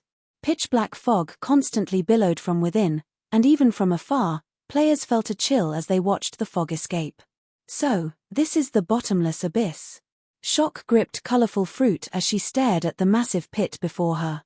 The rest of the Purple Shadow Adventurer team felt the same. Not only was the bottomless abyss a spectacular sight, but its aura was also particularly daunting. Despite the distance between them and the regional dungeon, they felt stifled. They couldn't even imagine what it would feel like to stand within the foggy pit. It's no wonder why Windwolf couldn't even last an hour in there. If its aura feels so powerful from out here, I can't imagine how horrific it feels inside. Just moving will likely be taxing, Late Autumn muttered as he watched the fog rise from the bottomless abyss. After seeing this pit himself, he, more or less, understood why Windwolf's members had paled whenever they had mentioned the bottomless abyss, claiming that the regional dungeon was no place for current players. The fog is still quite thin. Let's hurry inside, Chiffon commented, as he, too, watched the fog. He was incredibly familiar with the bottomless abyss, so he was used to the sight. He immediately approached the staircase leading into the pit. Many ancient gods had participated in the Great Ancient War, and the bottomless abyss was a byproduct of one of those battles. According to legend, the destruction the gods had wrought here had been so massive that it had broken through the world barrier that separated the gods' domain continent from the Dark Abyss. As a result, the Dark Abyss's dark energy had flowed into God's domain through the breach, creating this bottomless abyss. Fortunately, the ancient gods had set up a magic barrier here to prevent the dark energy from escaping the regional dungeon, protecting the nearby kingdoms and empires from ruin. Without that foresight, the Dark Abyss's power might have devoured the entire continent. Now, the dark energy within the bottomless abyss sometimes spiked due to the weakening barrier. By this point, the barrier had been in place for tens of thousands of years, and even if the materials used to create it had been godly relic rank, they couldn't withstand the corrosion of time. When the bottomless abyss's dark energy was at its strongest, Tier 1 players could only remain within the regional dungeon for 3 or 4 hours. Tier 2 players could, at most, withstand the energy for 10 hours before they'd have to flee. If they exceeded this time limit, the dark energy would corrode their flesh, and their stamina and concentration consumption would increase exponentially. It wouldn't be long before they died from exhaustion. To make matters worse, players that died from exhaustion within the bottomless abyss would suffer double the normal death penalty, and their souls would enter a weakened state due to the corrosion. The corrosion would give them a debuff that significantly reduced EXP gain for the next 3 to 48 hours. This was why teams without sufficient strength suffered such miserable fates within the God Mode regional dungeon. Not even ordinary Tier 2 players had dared to set foot in the bottomless abyss during Chiffon's previous life. However, as a God Mode regional dungeon, the bottomless abyss had many benefits to offer. Its bountiful resources were only secondary. More importantly, the dungeon's mana density was exceedingly high.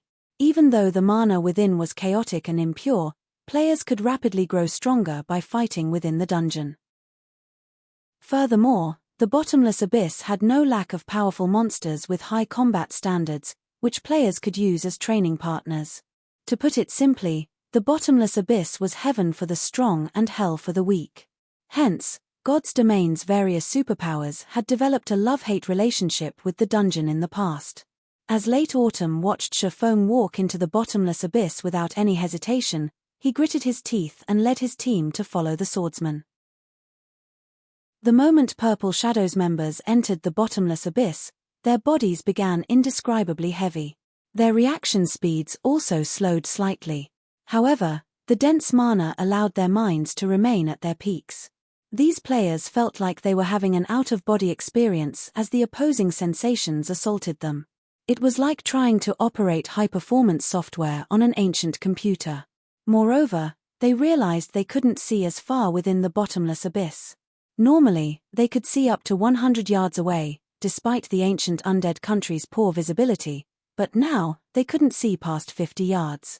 At this distance, monsters could see them before they noticed, and they'd frequently come under attack. After descending the staircase for about 3 minutes, the Purple Shadow members realized that level 60+ monsters hung from the walls and dominated the staircase. The weakest among them was a lord, and they all radiated intense auras that felt particularly deadly to Purple Shadow's members. Before Purple Shadow's members could react, a group of level 60 and 61 demonic stone apes charged at the team. Demonic stone ape, elemental creature, lord, level 60. HP 19,000,000,019,000,000. Prepare for battle. MTS, prioritize the stone apes on the staircase. Melee players, contain the monsters on the wall. Healers, focus on everyone's HP. Late Autumn's response was quick, and he cautiously issued commands. Although these demonic stone apes were much lower leveled than they were in the bottomless abyss. Late Autumn couldn't afford to be reckless, employing the most conservative strategy he could think. The demonic stone apes slammed into Purple Shadow's level 66 and 67 MTS. Like seasoned warriors, these monsters used tactics against their player enemies. One stone ape would attack head-on, while 2 or 3 of its companions attacked from the sides. Their coordination was seamless. Purple Shadow's expert MTS couldn't cope with the coordinated assault, and each took 2 or 3 hits during the initial charge. Every MT instantly lost over 50,000 HP, losing more than half of their totals. The healers in the rear began to panic, swiftly casting healing spells. Why are these monsters so powerful? Colorful Fruit was stunned as she watched the 4 demonic stone apes suppress her teammates. Purple Shadow's lead MT was a half-step refinement realm expert, and the weakest piece of equipment on him was level 65 fine gold rank. He even wore a piece of epic equipment. Yet, it took everything he had to hold off 4 Lord-ranked monsters, and he wasn't faring well. Earlier, their lead MT had tanked the level 69 Grand Lord by himself. The 20-plus demonic stone apes on the staircase quickly broke past the MT's defensive line, and 6 of the monsters charged toward the team's healers. The remaining dozen or so stone apes preoccupied the team's melee players. Before Purple Shadow's members could recover from their shock of seeing how powerful these demonic stone apes were, a 5-meter-tall stone ape, much larger than its companions, dropped down from the wall above, landing with a thud behind the team. Great Stone Ape, Elemental Creature, Great Lord, Level 62. HP 42 000 000 42 000 000. Before the level 66 Berserker, who guarded the healers, could react, the Great Stone Ape slammed its massive fists into him. The Berserker slammed into the wall, his HP falling to a critical level. The Great Stone Ape's frightening strength and speed stunned every member of the team. Although Colorful Fruit reacted immediately and attacked the Great Stone Ape with her vines, the monster easily tore the 2 vines to shreds. A dull, black glow then enveloped the monster's fist, and it threw a punch at Purple Shadow's healers. The Great Lord moved from defense to offense so smoothly that it didn't move like any monster they had seen. Rather, the Great Stone Ape fought like an expert player with a plethora of combat experience. It's over. Colorful Fruit's heart sank. A Great Lord's skill could instantly kill a plate-wearing player, let alone a cloth armor class player. Once the team's healers fell, they'd lose any chance of winning this battle. However, before the Great Stone Ape's fist could connect with the healers, Shifeng appeared before the Great Lord. He unsheathed Killing Ray and responded to the monster with a light slash. An arc of blue lightning blinded the players for a split second before the Great Stone Ape joined the level 66 Berserker in decorating the wall. Its chest bore a deep, oozing cut. Chapter 2141 Flying Improvements. Chapter 2141 Flying Improvements. Purple Shadow's members were stunned to see the Great Stone Ape embedded in the hard, stone wall. How high is his strength? Colorful Fruit could not help but stare at the Great Stone Ape in disbelief. She had felt the Great Stone Ape's strength when it had torn apart her vines so effortlessly, high enough to rival a Grand Lord's of the same level. However, not only had Shifeng repelled the monster's skill with a single swing of his blade, but he had also thrown the Great Lord with that strike. His strength was simply absurd. Meanwhile, Purple Shadow's healers breathed a sigh of relief at receiving Shifeng's help. They immediately put more distance between them and the Great Lord. Lead MT, aggro the boss. Guardian Knights, activate Protection Blessing, and hold down the demonic stone apes. Late Autumn shouted commands to Team's lead MT the moment the Great Stone Ape's offensive had halted. From this initial clash with the Stone Apes, he realized that these monsters possessed extremely high combat standards, especially the Great Stone Ape. Only their team's lead MT could likely hold down that boss. If he sent any of his other MTS to tank it, he'd just be sending them to their deaths. Roar. However, as soon as Late Autumn finished his command, the Great Stone Ape pulled itself away from the wall with a furious roar. Its eyes became bloodshot, its muscles bulged. Clearly, this Great Lord had just entered some kind of berserk state, charging straight for Shifeng. Crap. Solitary. Activate your berserk skill, and stop that thing. Late Autumn hurriedly ordered the level 67, Tier 2 berserker that stood closest to the monster. Leave it to me. Solitary Dragon nodded in reply. Before the berserker could activate his berserk skill and face the great stone ape, however, Shifeng stopped him and said, "No need. It's still too soon to use berserk skills here. Leave this to me." After saying so, Shifeng took a step forward and appeared before the enraged great stone ape in an instant. The swordsman looked like a child compared to the 5-meter-tall monster. Seeing its hated enemy standing up to it, the great stone ape swung its fists at Shifeng. The sharp sound of the movements cutting through the wind was audible from 30 yards away. In the blink of an eye, the great stone ape fired 6 strikes at Shifeng, the massive size of its fists making the punches impossible to dodge. The other players' expressions darkened as they watched from the corner of their eyes. This move was enough to tell that the great stone ape's combat standards were on par with a player who reached the middle stage of the Trial Tower's 5th floor. Combined with attributes that rivaled a Grand Lord of the same level, how were they supposed to fight this monster? Contrary to expectations, however, the attack hadn't sent Shifeng flying. Instead, all 6 punches harmlessly passed through Shifeng before the swordsman began to fade out of existence, revealing that the great stone ape had only struck an afterimage. Without anyone realizing it, Shifeng had moved behind the great stone ape and had already swung his sacred sword. Shio! Another blue flash sliced through the great stone ape, eliciting a scream and plundering over 70,000 HP from the great lord. Another visible cut now graced the monster's sturdy form. The great stone ape's fury reached new heights as it took another hit. In response, it spun around and launched another barrage of punches at Shifeng. As if Shifeng existed in another space entirely, the great lord couldn't hit him no matter how hard it tried. Instead, one cut after another joined the first 2.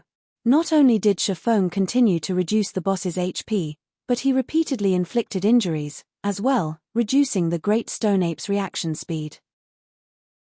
Is this real? Colorful Fruit watched Shifeng give the monster a one-sided beating, utterly awestruck.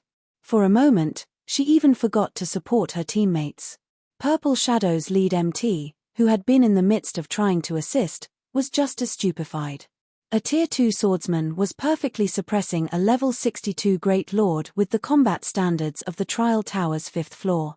Moreover, he accomplished this feat within the bottomless abyss, where players' physical bodies were severely suppressed. This was unbelievable. Most importantly, Shifeng's calm composure made it seem as if he were confident of slaying this great stone ape by himself. It's no wonder why Bright Dawn was so afraid of him. He is truly a monster. Late Autumn inwardly exclaimed as he watched the great stone ape's HP plummet.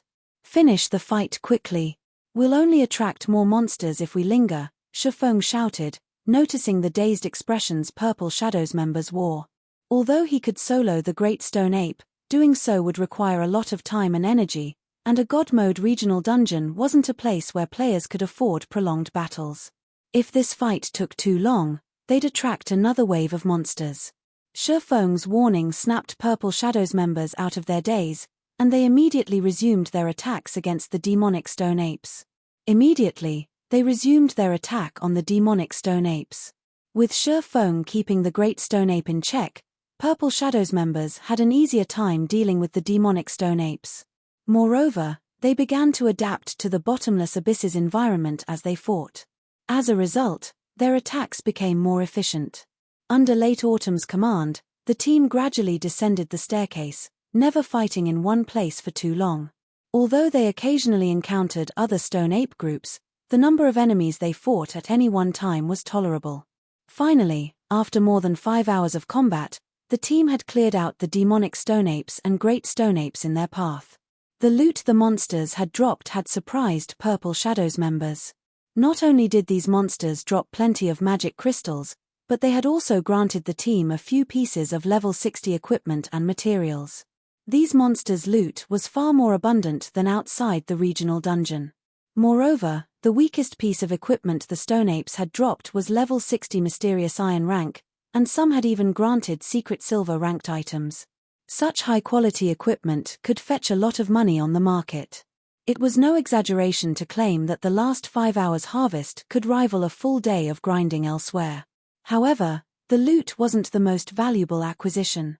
Due to their battles against the Stone Apes, Purple Shadows members had been inspired, improving their combat standards. That was a benefit they definitely wouldn't find outside of the bottomless abyss. Commander, this place is heavenly. If we could spend a month down here, the Purple Shadow Adventurer Team could become one of the top 5 adventurer teams in the Dark Knight Empire, Half Feather exclaimed. As a refinement realm expert, he could sense himself improving throughout the 5 hours of constant battle. Needless to say, his teammates must have improved even more than he had. Furthermore, these monsters' loot was several times better than monsters elsewhere. That's right. I hadn't imagined that this place would be so helpful. It's no wonder why the various large guilds are so desperate to explore the bottomless abyss, Late Autumn said. He had a far better understanding of the regional dungeon's value than his subordinates. While resources and funds were important to a guild, those factors weren't nearly as valuable as its members' strength. This God Mode regional dungeon had proven to be a natural training ground, and players' leveling speed wouldn't slow while they trained here. On the contrary, they would enjoy a much higher leveling speed than outside of the dungeon's borders. If a guild took control of the bottomless abyss, its development would skyrocket. As he considered this, Late Autumn's gaze drifted back to Shafong, who stood some distance away. A large part of the reason why they were able to survive for more than 5 hours in the bottomless abyss was because of Shafong. Shafong had defeated one great lord after another for them. There were also times where 2 great lords had appeared simultaneously. If not for Shafong suppressing every great lord that appeared, they would have long since been annihilated. After all, the only person in the Purple Shadow Adventurer team capable of holding their ground against the Great Lord-ranked Great Stone Apes was their lead MT. Even then, the lead MT could only hold his ground against one Great Stone Ape at a time. Meanwhile, after moving for more than 5 hours, everyone also arrived inside a cave. The cave wasn't formed naturally, but man-made instead. There were also multiple paths leading out of the cavern, the paths forming a labyrinth. You guys rest here for now. This place is very safe, Shafong said as he looked at the exhausted Purple Shadow members. After saying so, he made his way into the labyrinth. The labyrinth-like cave was the bottomless abyss's first floor. At the same time, it was the only place in the entire regional dungeon that allowed for a guild town or city to be transferred over. Chapter 2142 Abyss Residence. Chapter 2142 Abyss Residence. After hearing Shafong's instructions, Late Autumn and the others sighed in relief as they sat down to rest. As for what Shafong planned to do inside the labyrinth, they had no intention of asking about it. After all, Shafong was the leader of a guild. He naturally had his reasons for coming to this dangerous place. If they pried too deeply, they might end up annoying or angering him. Moreover, even if they wanted to enter the labyrinth with Shafong, they most likely didn't have the ability to survive for very long in there. The labyrinth was rife with level 65+ undead, many of which were great lords. With just their adventurer team's strength, they wouldn't be able to progress very far into the labyrinth. Not to mention, if they came across a Grand Lord, their fates would be sealed. In the next moment, Purple Shadows members saw Shafong easily weaving through the undead's attacks. Moreover, the undead here actually couldn't keep up with his speed at all, the distance between the two sides steadily widening. After a few seconds, only the undead remained in sight. The difference between us is really huge, Colorful Fruit said, a bitter smile forming on her face after Shafong disappeared.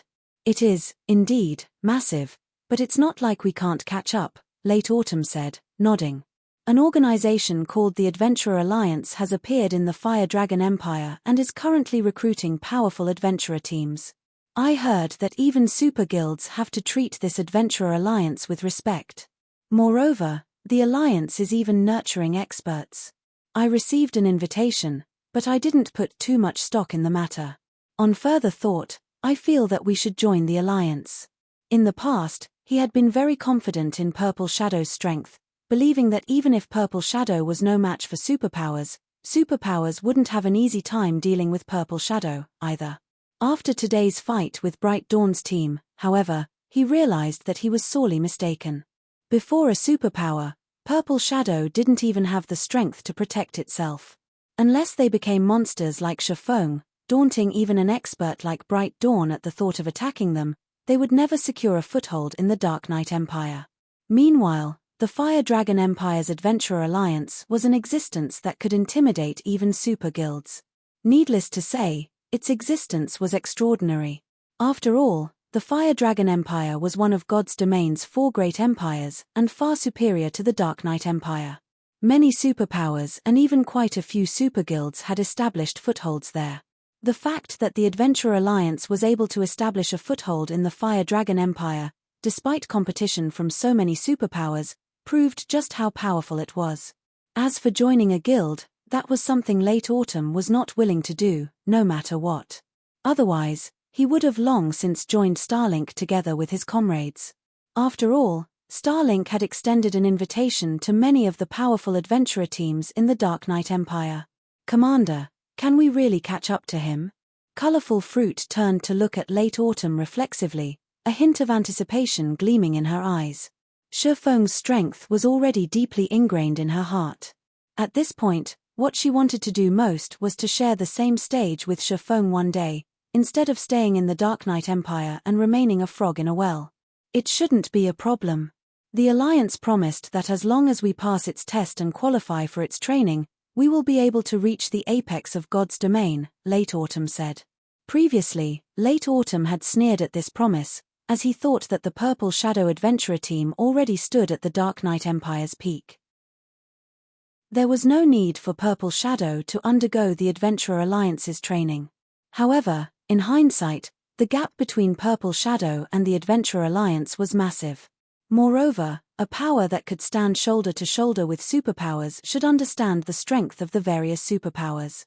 Since the Adventurer Alliance had declared that it could help qualified players become Apex experts, the Alliance was most likely telling the truth. This is great. The next time we meet, I must stand on the same stage as him. Colorful Fruit thought to herself, her fighting spirit soaring. At this moment, aside from Colorful Fruit, Half Feather and the other top experts of Purple Shadow also had similar thoughts. Meanwhile, as Purple Shadow's members were resting, Shifeng had activated Gale Domain to shake off the undead chasing him. The undead here were living beings that died during the Great Ancient War. Not only were their combat standards extremely high, but they were also organized when fighting. He would require a lot of time to defeat them. Fortunately, the undead here were not monsters that persistently chased players. They would give up pursuit once the distance between their target and themselves exceeded 300 yards. Shifeng was a level 76 player, and with his basic attributes, his movement speed was already faster than that of great lords of the same level. After activating Gale Domain, he shook off the level 65 plus undead here right away and effortlessly passed through one area after another. Meanwhile, the deeper he ventured into the labyrinth, the higher the levels of the undead he came across, the monster's levels gradually increasing from 65 to 70. Finally, after traveling through the labyrinthine pathways for more than an hour, Shifeng arrived before a dilapidated palace in a cavern that was enveloped by a magic barrier. None of the wandering undead dared come within 100 yards of the magic barrier. Shifeng, however, walked toward the barrier without hesitation. The magic barrier specifically targeted undead and was totally ineffective against the living. There was no creature inside the palace besides the phantom of a grey-robed old man. If players used an advanced identification skill on this old man, they would discover that he was actually a level 180, Tier 4 hero. The title of hero was not easily obtained in God's domain. The existences granted the title of hero were invincible in their tier. Meanwhile, not only was this old man a hero, but his title had even been bestowed by an ancient god. In other words, he was blessed with a portion of an ancient god's power, making him the strongest NPC in the entire bottomless abyss.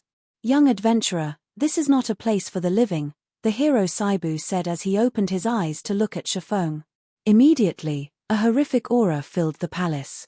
If an ordinary Tier 2 player were standing here right now, This horrific pressure would most likely scare them stiff.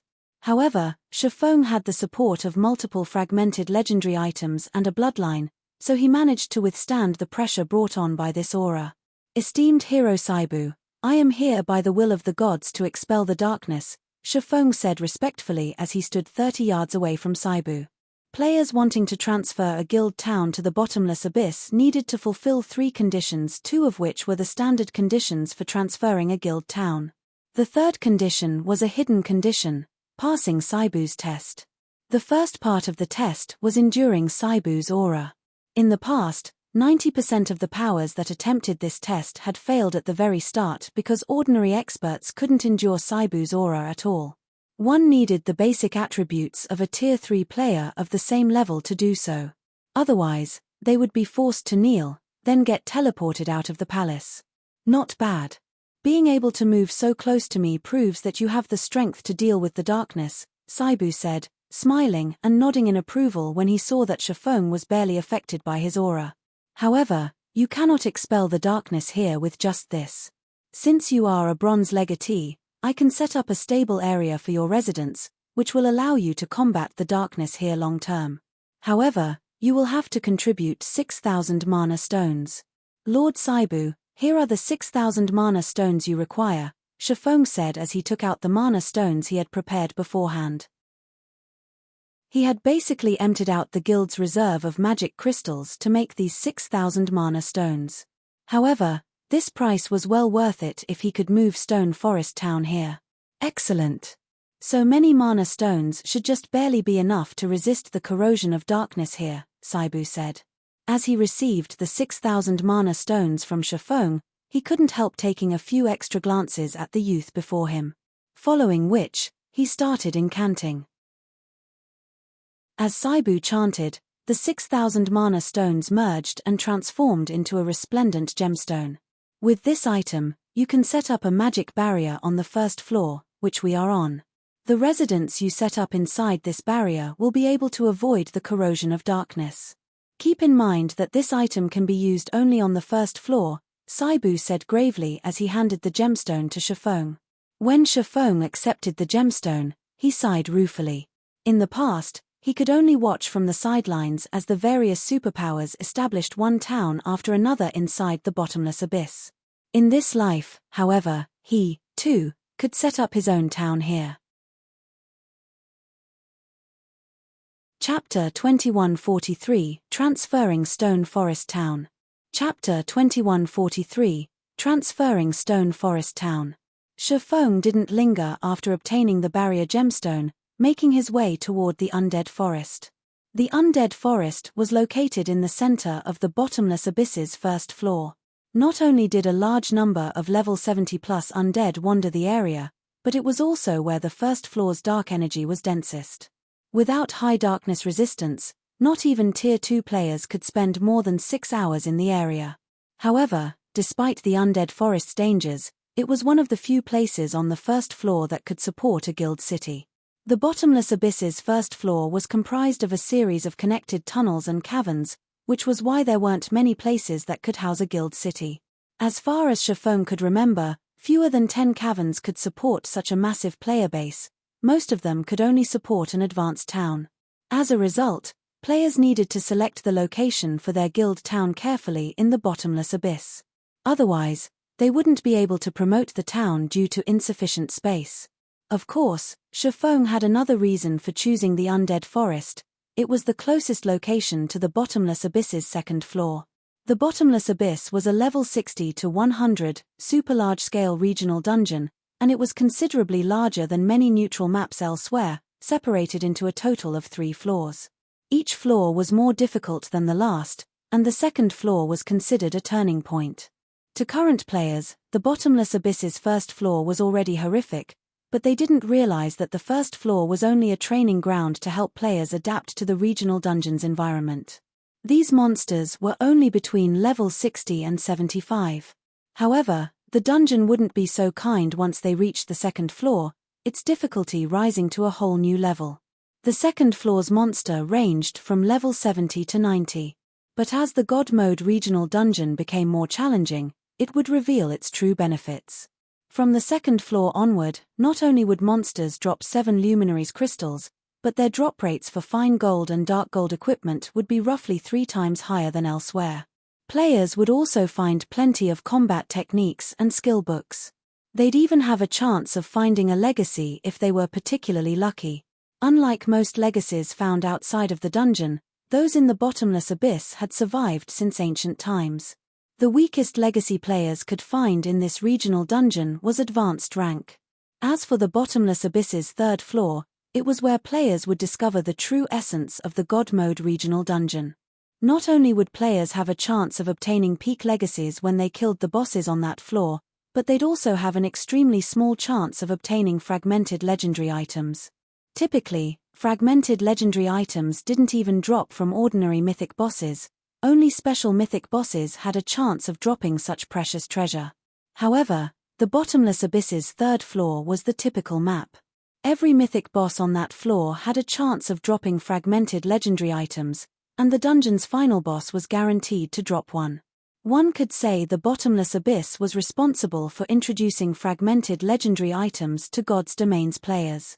In the past, the various superpowers had only begun to acquire fragmented legendary items once they had discovered the bottomless abyss. After that moment, everyone had come to understand that epic items weren't truly the best weapons or equipment in the game and that something even stronger existed. Since Shifeng was the first person to acquire a barrier gemstone in the bottomless abyss, he had to take advantage of as many opportunities in preparation for conquering the regional dungeon's third floor. After an hour or so of travel, Shifeng found himself in a massive, spacious cavern.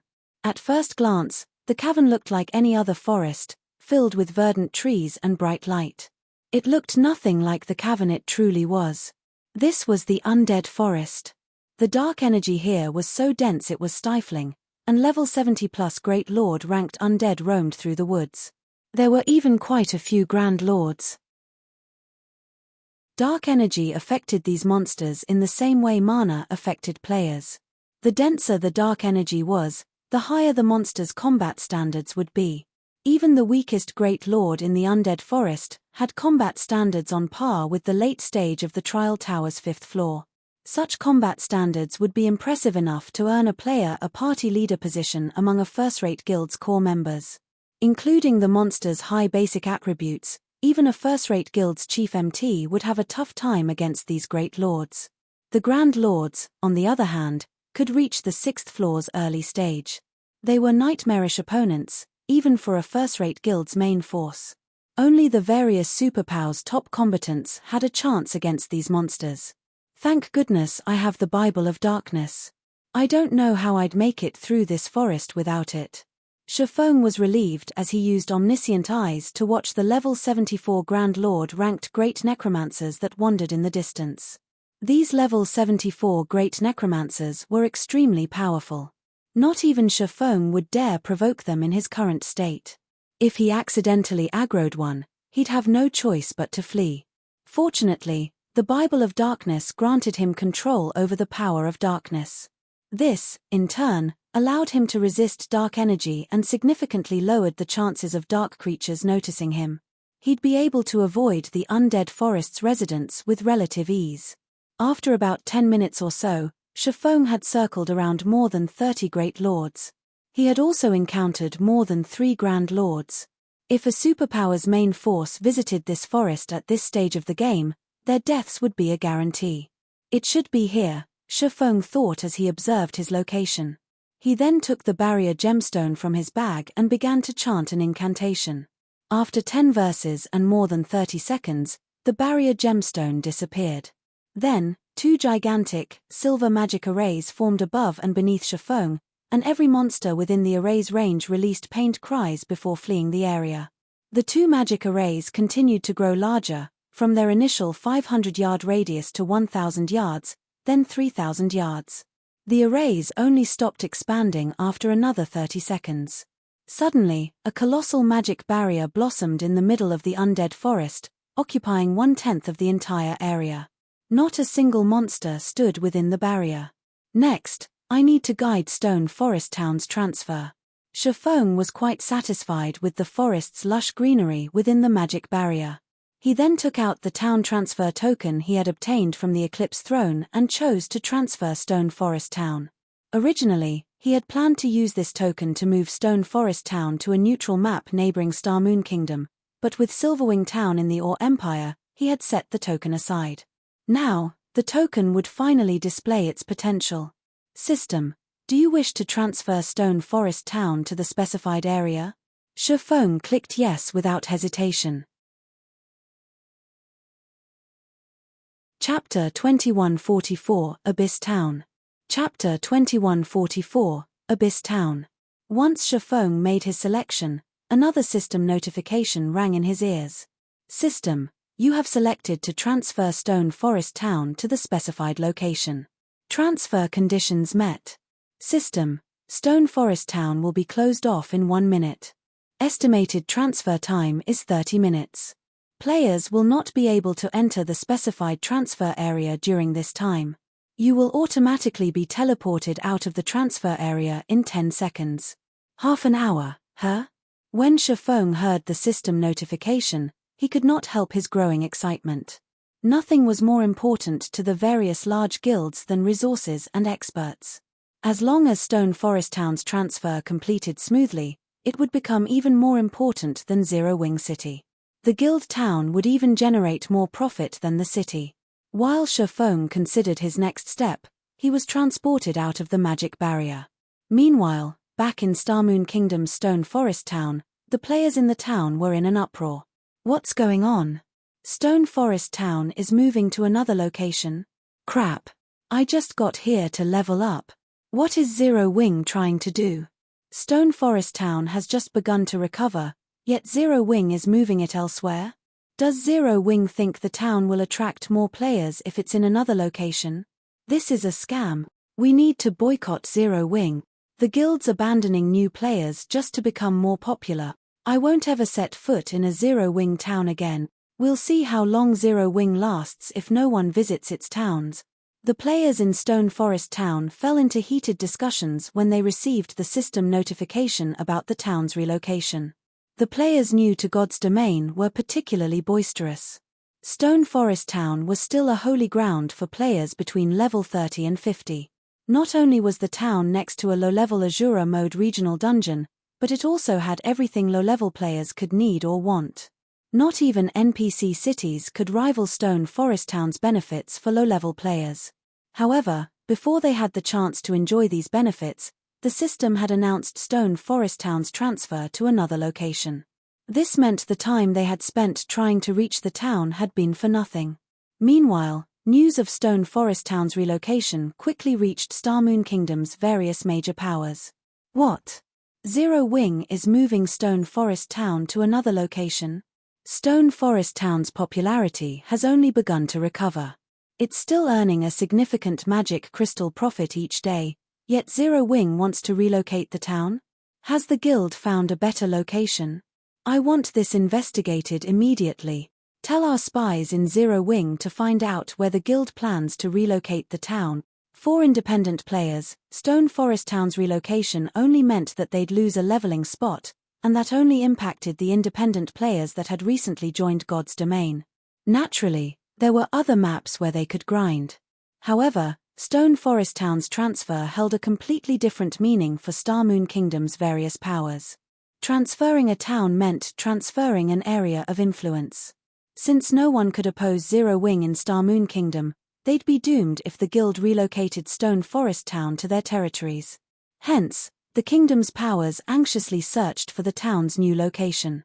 While Starmoon Kingdom's various powers panicked, Yuan Taishan, who resided in one of White River City's advanced restaurants, stared intently at the report he had just received from a subordinate. Uncle Yuan, have our spies learned anything? Purple Jade asked curiously. Is Black Flame's claim really true? Has he actually relocated Stone Forest Town into the bottomless abyss? The various superpowers were paying particularly close attention to the God Mode regional dungeon. If not for the bottomless abyss's monsters and environment, the secret pavilion would have already dispatched a large team to explore the dungeon. Meanwhile, according to the most recent report, quite a few super guilds had sent their own teams into the bottomless abyss. Unfortunately, they had suffered grievous losses for doing so.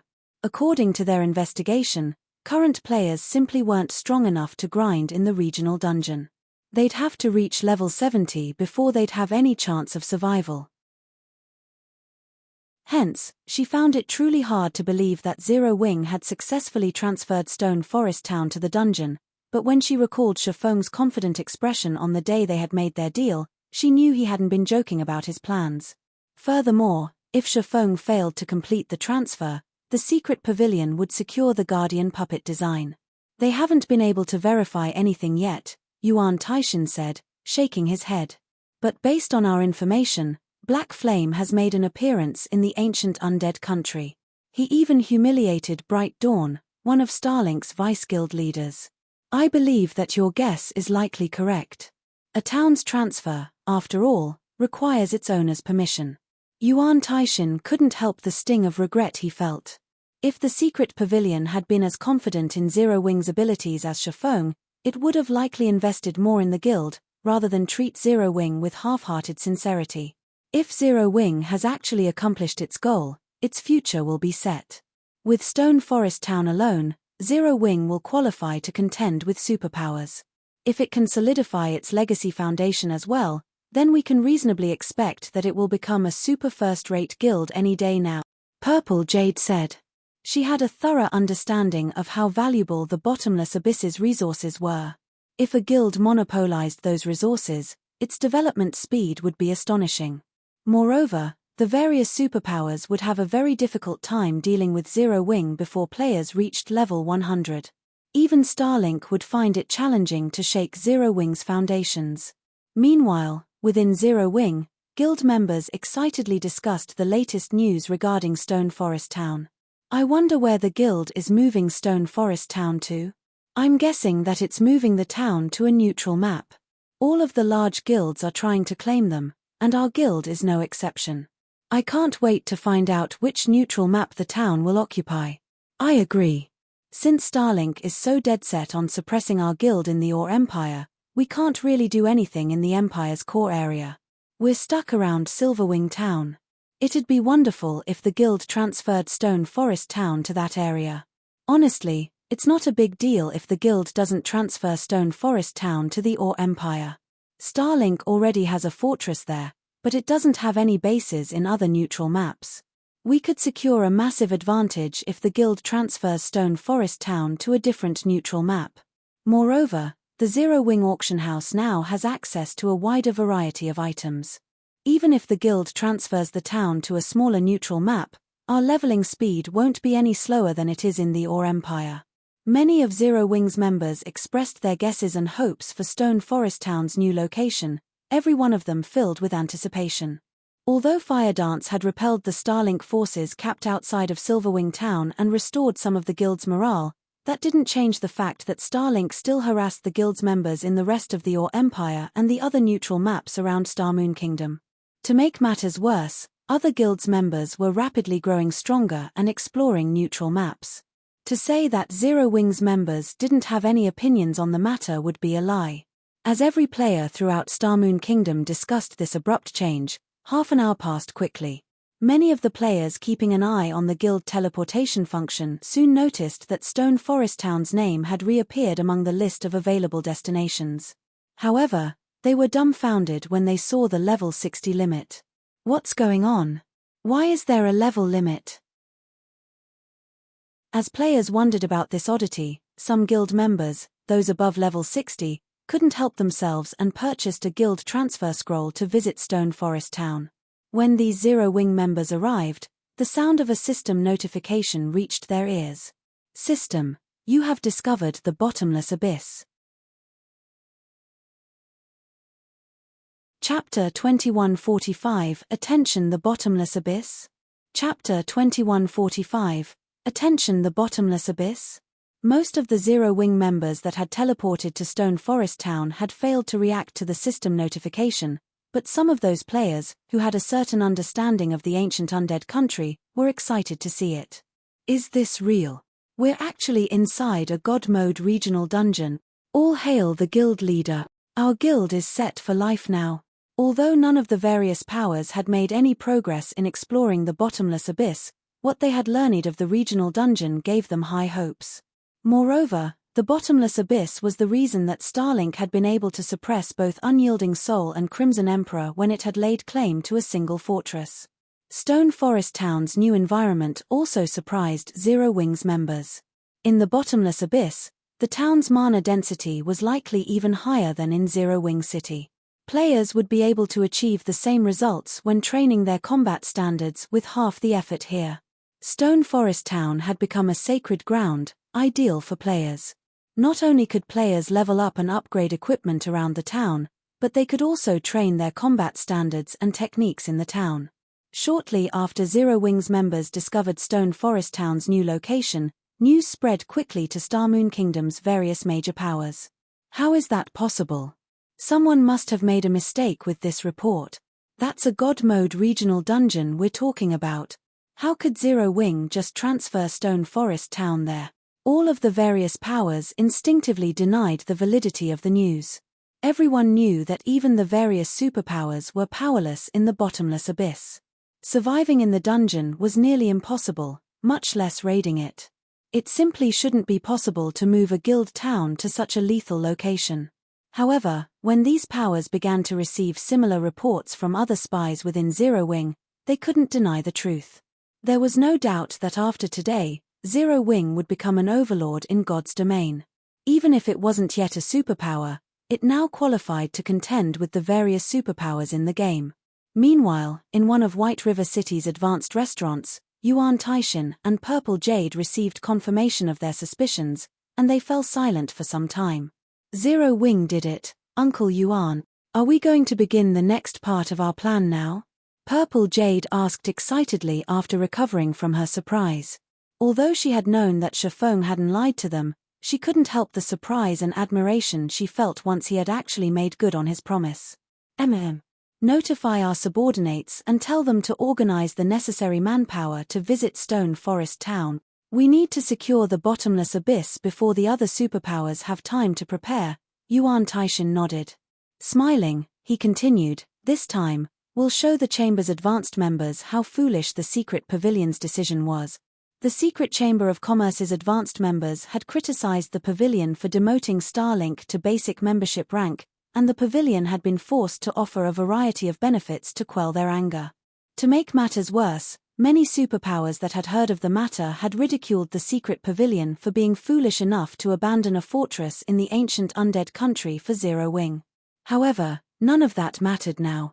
The Secret Pavilion owned a portion of Stone Forest Town's shares. Not only would it earn a large number of coins from the town, but it could also establish a guild transfer point within its walls. The pavilion's members would not have to run all the way to the ancient undead country to reach the bottomless abyss. In fact, the pavilion's members could now grind in the regional dungeon without having to leave it. Once they ran out of stamina, they could simply return to Stone Forest Town and rest. The pavilion now had more advantages than the other superpowers. With this relocation, Zero Wing could nullify any progress Starlink had made in the bottomless abyss on a whim. Moreover, Zero Wing wouldn't have to resort to drastic measures to do so. As long as the guild barred Starlink's members from Stone Forest Town, allowing others in, Starlink would fall behind. If the situation persisted, it would even affect Starlink's position in the Dark Knight Empire. This was exactly what the superpower had attempted to accomplish by hindering Zero Wing's progress in the neutral maps around Starmoon Kingdom. Moreover, Starlink would likely find Zero Wing a difficult pest to crush now. Once the various superpowers discovered Stone Forest Town's relocation, they'd reach out to the smaller guild in an attempt to secure a partnership.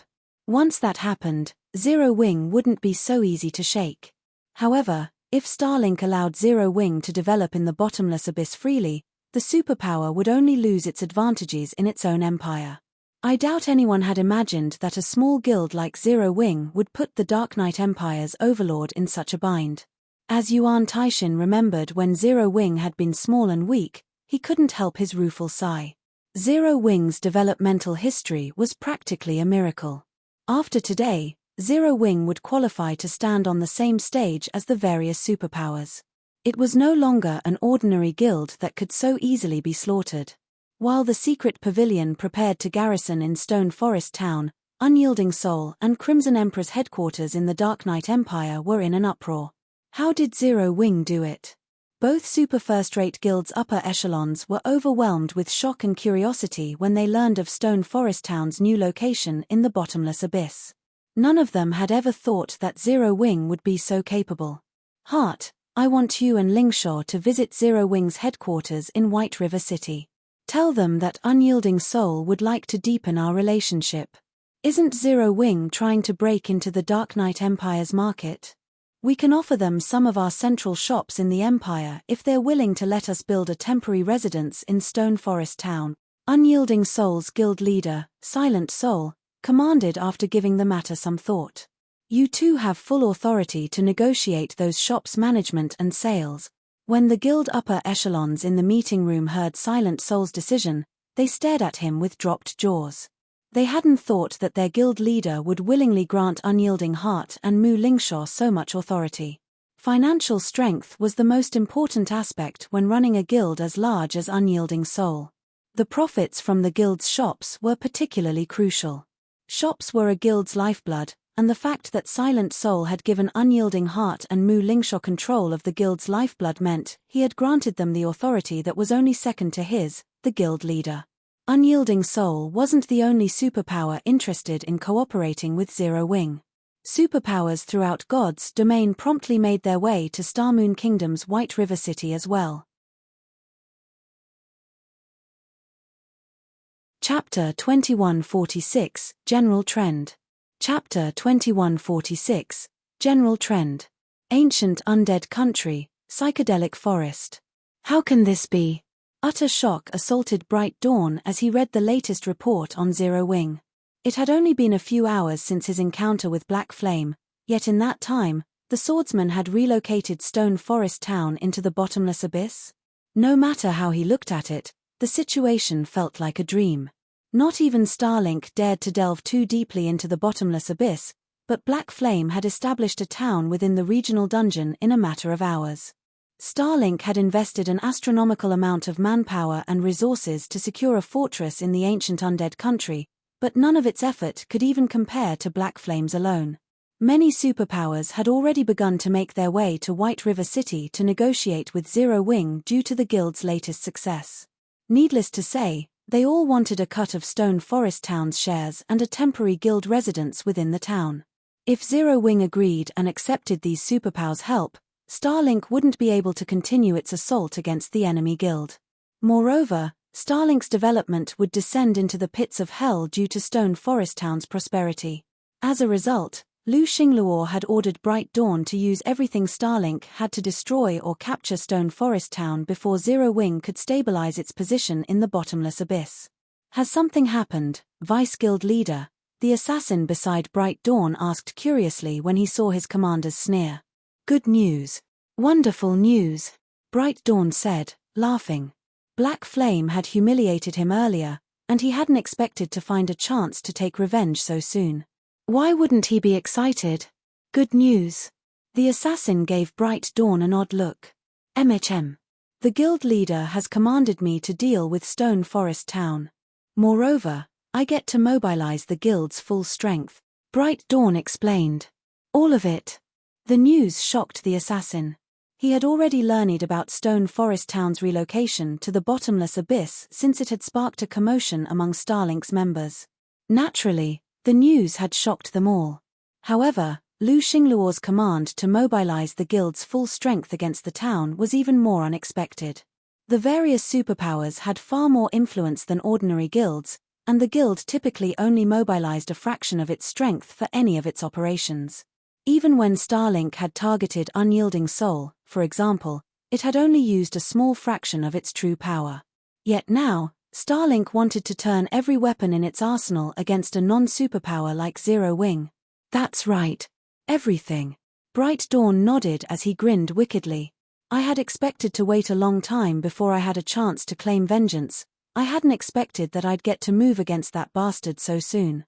Hopefully, Black Flame doesn't run from me too quickly. Dealing with an established town was normally even a headache for superpowers like Starlink. But if Starlink employed the guild's full power, taking down a guild town would be a piece of cake. Not even advanced towns would pose much of a challenge. Furthermore, Stone Forest Town had just completed its transfer. Its defenses weren't as strong as usual since hardly any players currently occupied the town. Although not a lot of players could traverse the bottomless abyss's complex terrain at once, destroying or capturing a town didn't require a full army. A sufficient number of peak experts and powerful tools would be enough to complete the task. Notify the fortress and have them deliver this list of items. I also want you to summon our old monsters and all of the peak experts in the fortress. Bright Dawn commanded. The assassin's eyes glowed as he began to contact the necessary personnel. Although Bright Dawn was responsible for handling the guild's affairs in the ancient undead country, the peak experts and old monsters in the fortress weren't under his control, not to mention the tools within the fortress. Every one of those tools would be a strategic missile on an open battlefield. They simply shouldn't be used unless absolutely necessary. Meanwhile, a team of 100+ players used the undead forest trees as cover while they observed Stone Forest Town. Boss, you really are impressive. Sparing and following the Purple Shadow Adventurer team actually led us to Zero Wing's Stone Forest Town. A level 68, blue-clad assassin congratulated as he watched Purple Shadow's members enter the town. Zero Wing has certainly proven capable, transferring a guild town here. Not even our Sky Dragon House could accomplish such a feat, a man in crimson armor commented as he stared at the town in admiration.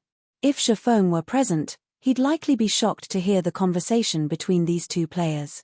Sky Dragon House was one of the Fire Dragon Empire's 3 overlords and a veteran super guild. It was far stronger than ordinary super first-rate guilds. Even the up-and-coming Starlink would have to bow its head before Sky Dragon House. At its peak in Shafong's previous life, Sky Dragon House had even been known as one of God's Domain's top 10 guilds. The virtual gaming world wasn't the same as it had been in the past. Countless corporations now invested in the industry, and becoming one of God's Domain's top 10 guilds meant that it stood among the best of the best. Not even ordinary super guilds had any hope of comparing to Sky Dragon House. Only a transcendental existence like the Secret Pavilion could contend with such a powerhouse. What should we do next, boss? The blue-clad assassin asked.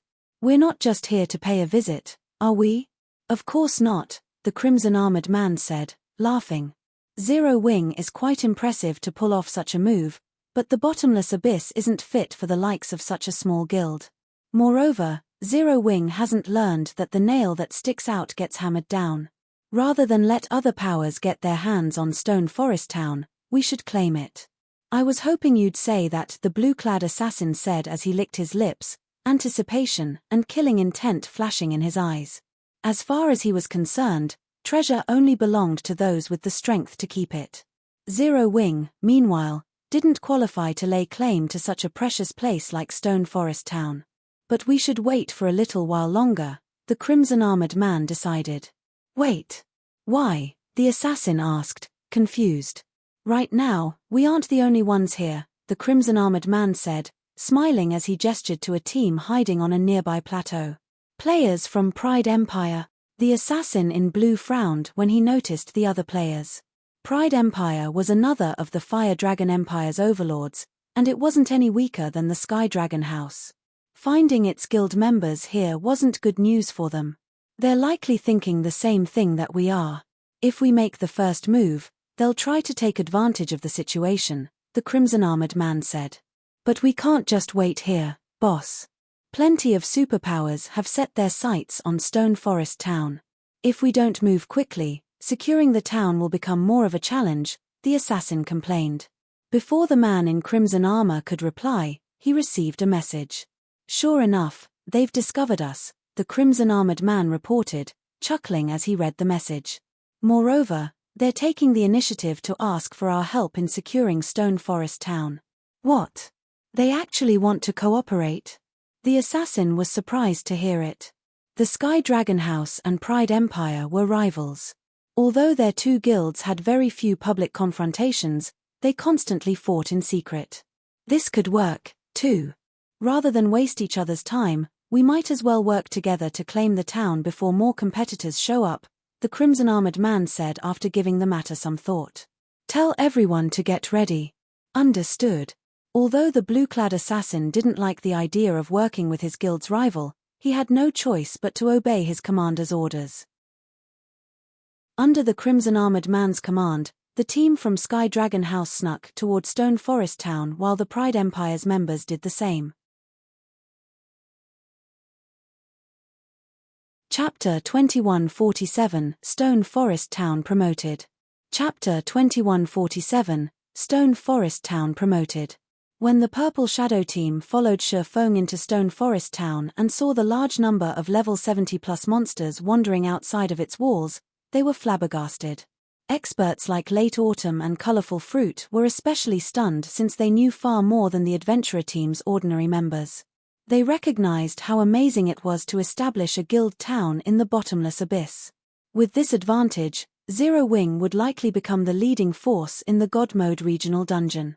As they entered the town, the mana density within surprised them further. It was simply unprecedented. Moreover, Stone Forest Town's mana wasn't nearly as chaotic as it was in the rest of the bottomless abyss. Not only did the mana soothe their spirits, but it also made them feel far more agile. They felt that they could easily exhibit even greater combat power than outside of the regional dungeon. If they could train their combat techniques, skills, and spells here, their efforts would yield far better results than normal. Weapons and equipment might be very important, but these external factors weren't nearly as integral to expert players as internal strength. Commander, the mana in this town has sharpened my senses by at least 10%. If we could train here, our adventurer team's overall strength could reach a whole new level in less than a month. Colorful Fruit exclaimed. Generally, high mana density only allowed players to clear their minds and remain calm under pressure, but once it was dense enough, it could sharpen players' senses as well, although not by much. The fact that Stone Forest Town's mana was so dense that players' 5 senses were 10% more acute than normal was astonishing. Naturally, sharpened senses would be a massive help to players. Not only would players be able to detect their flaws more easily, but players would also be able to notice more than they usually did. To put it simply, players could improve their combat standards far more quickly if they had more acute senses while training. A 10% difference was on par with the difference players experienced when they rose from Tier 1 to Tier 2. I know, Late Autumn replied, smiling bitterly at Colorful Fruit. This place is wonderful, but it also belongs to Zero Wing. A town can only hold so many people, and Zero Wing will prioritize its own members. After all, strength is necessary in God's domain. Outsiders will have to pay a high price if they want to train here. With our adventurer team's current strength, I'm afraid that. Late Autumn quickly realized this town's value. Of all the towns and cities he had seen before, Stone Forest Town was undoubtedly the best place for training. If his adventurer team could train here long-term, he was confident that Purple Shadow would become the Dark Knight Empire's #1 adventurer team. However, enjoying such benefits without paying a steep price would be impossible for non-guild members like them. They were only allowed in Stone Forest Town now because they had accepted Shi Feng's commission. Late Autumn doubted that he had the qualifications or connections necessary to negotiate garrisoning his adventurer team in Stone Forest Town long-term. Colorful Fruit, more or less, understood what her commander was trying to say. They had only met WDTH Shi Feng by chance, and the swordsman was the only reason that their adventurer team had avoided annihilation. They'd be delusional to think that they could train in a paradise like Stone Forest Town. Stone Forest Town's relocation has just completed, so many of the town's facilities are temporarily unavailable. For now, it's only a resting area for players. Once the town's facilities have been readjusted, you're welcome to return at any time, Shi Feng said, chuckling. He had a pretty good idea of what Purple Shadow's members had been thinking when he saw their crestfallen expressions. You don't have to do that for us, Guild Leader Black Flame. Our adventurer team hasn't done anything to help Zero Wing, after all. I'm sure your guild members will complain if you let us occupy Zero Wing's resources for nothing. Late Autumn hurriedly rejected the offer. Late Autumn recognized that Shi Feng's offer came with good intentions, But that was precisely the reason that he couldn't accept it. I think you've misunderstood. I intended to open Stone Forest Town to the public since the beginning. As long as you're not Zero Wing's enemy, you'll be welcome in the town. Naturally, you will be allowed to train here as long as you become members of Zero Wing's battle arena, Shifeng explained. If he reserved Stone Forest Town for Zero Wing's members, he'd certainly see desirable results. However, doing so would be shallow. First, level 100 wasn't the maximum level in God's domain, and second, the town's growth was far more important than monopolizing its benefits. Are you serious, Guild Leader Black Flame? Colorful Fruit could not help but ask. None of the various major powers would share such a paradise with outsiders, but based on Shifeng's claim, he even planned to cater to ordinary players in the town. This was simply madness. Of course. Why would I joke about something like that? Shifeng asked, chuckling. Shifeng's response rendered Purple Shadows members speechless. He acted as if such a crucial matter were insignificant. Late Autumn couldn't help his budding admiration for both Shifeng and Zero Wing as a whole. Not even the various superpowers would likely be so this generous. While Purple Shadows members rested in Stone Forest Town, Zero Wing's members began to flood in. Yuan Taishin and his entourage arrived shortly after. Due to the agreement with Shifeng, the secret pavilion established a temporary residence in Stone Forest Town, allowing the pavilion's members to teleport to the town freely. However, it was only temporary. After multiple system updates, the main god system had placed many restrictions on temporary residences. One of these restrictions limited the number of players that could teleport to the temporary residence each day. Permanent residences, on the other hand, didn't have such a limit. Hence, before the secret pavilion's members flooded into Stone Forest Town and reached the daily transfer limit, Yuan Taishin led a 100-man expert team, which the secret pavilion had prepared earlier, to the town. Uncle Yuan, we've just received a message from the guild leader. It seems Starlink has made its move. Sky Dragon House and Pride Empire are here as well, and more superpowers are quickly approaching. By the looks of it, they all plan to capture Stone Forest Town before Zero Wing can stabilize its position, Purple Jade reported, frowning as she read the message. Clearly, Starlink was serious about taking the town this time and had armed its forces with the items it had stored in its fortress in the ancient undead country. To make matters worse, 2 super guilds and a handful of superpowers had designs on the town as well. This was bad news for both Zero Wing and the secret pavilion. It seems that none of them can just sit by and watch, Yuan Taishin chuckled as he caressed his beard. That's enough, old Yuan. The guild leader didn't send you here for a casual chat. Zero Wing can't protect Stone Forest Town with how valuable it has become. We'll have to contribute the most to its defense.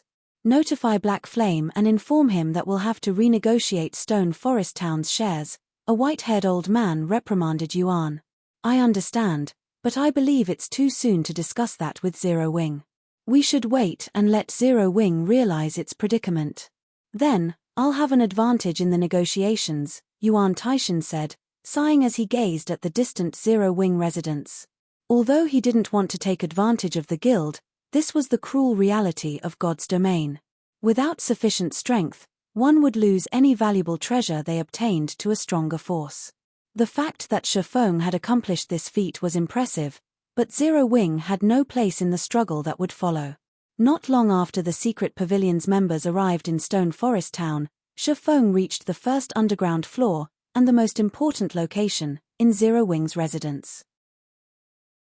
Walking down a dark hall and seeing Zero Wing's flag flutter in its center, Shifeng retrieved the Gold Town promotion order and merged it with the massive magic array on the ground. System: Gold Town promotion order detected.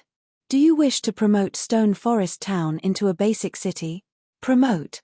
Shifeng selected the option without hesitation. Chapter 2148, Another Uproar. Chapter 2148, Another Uproar. Inside Zero Wing's residence in Stone Forest Town. After Shifeng chose to promote Stone Forest Town, 2 gigantic magic arrays suddenly appeared, one in the air and the other on the ground, enveloping the entirety of the town.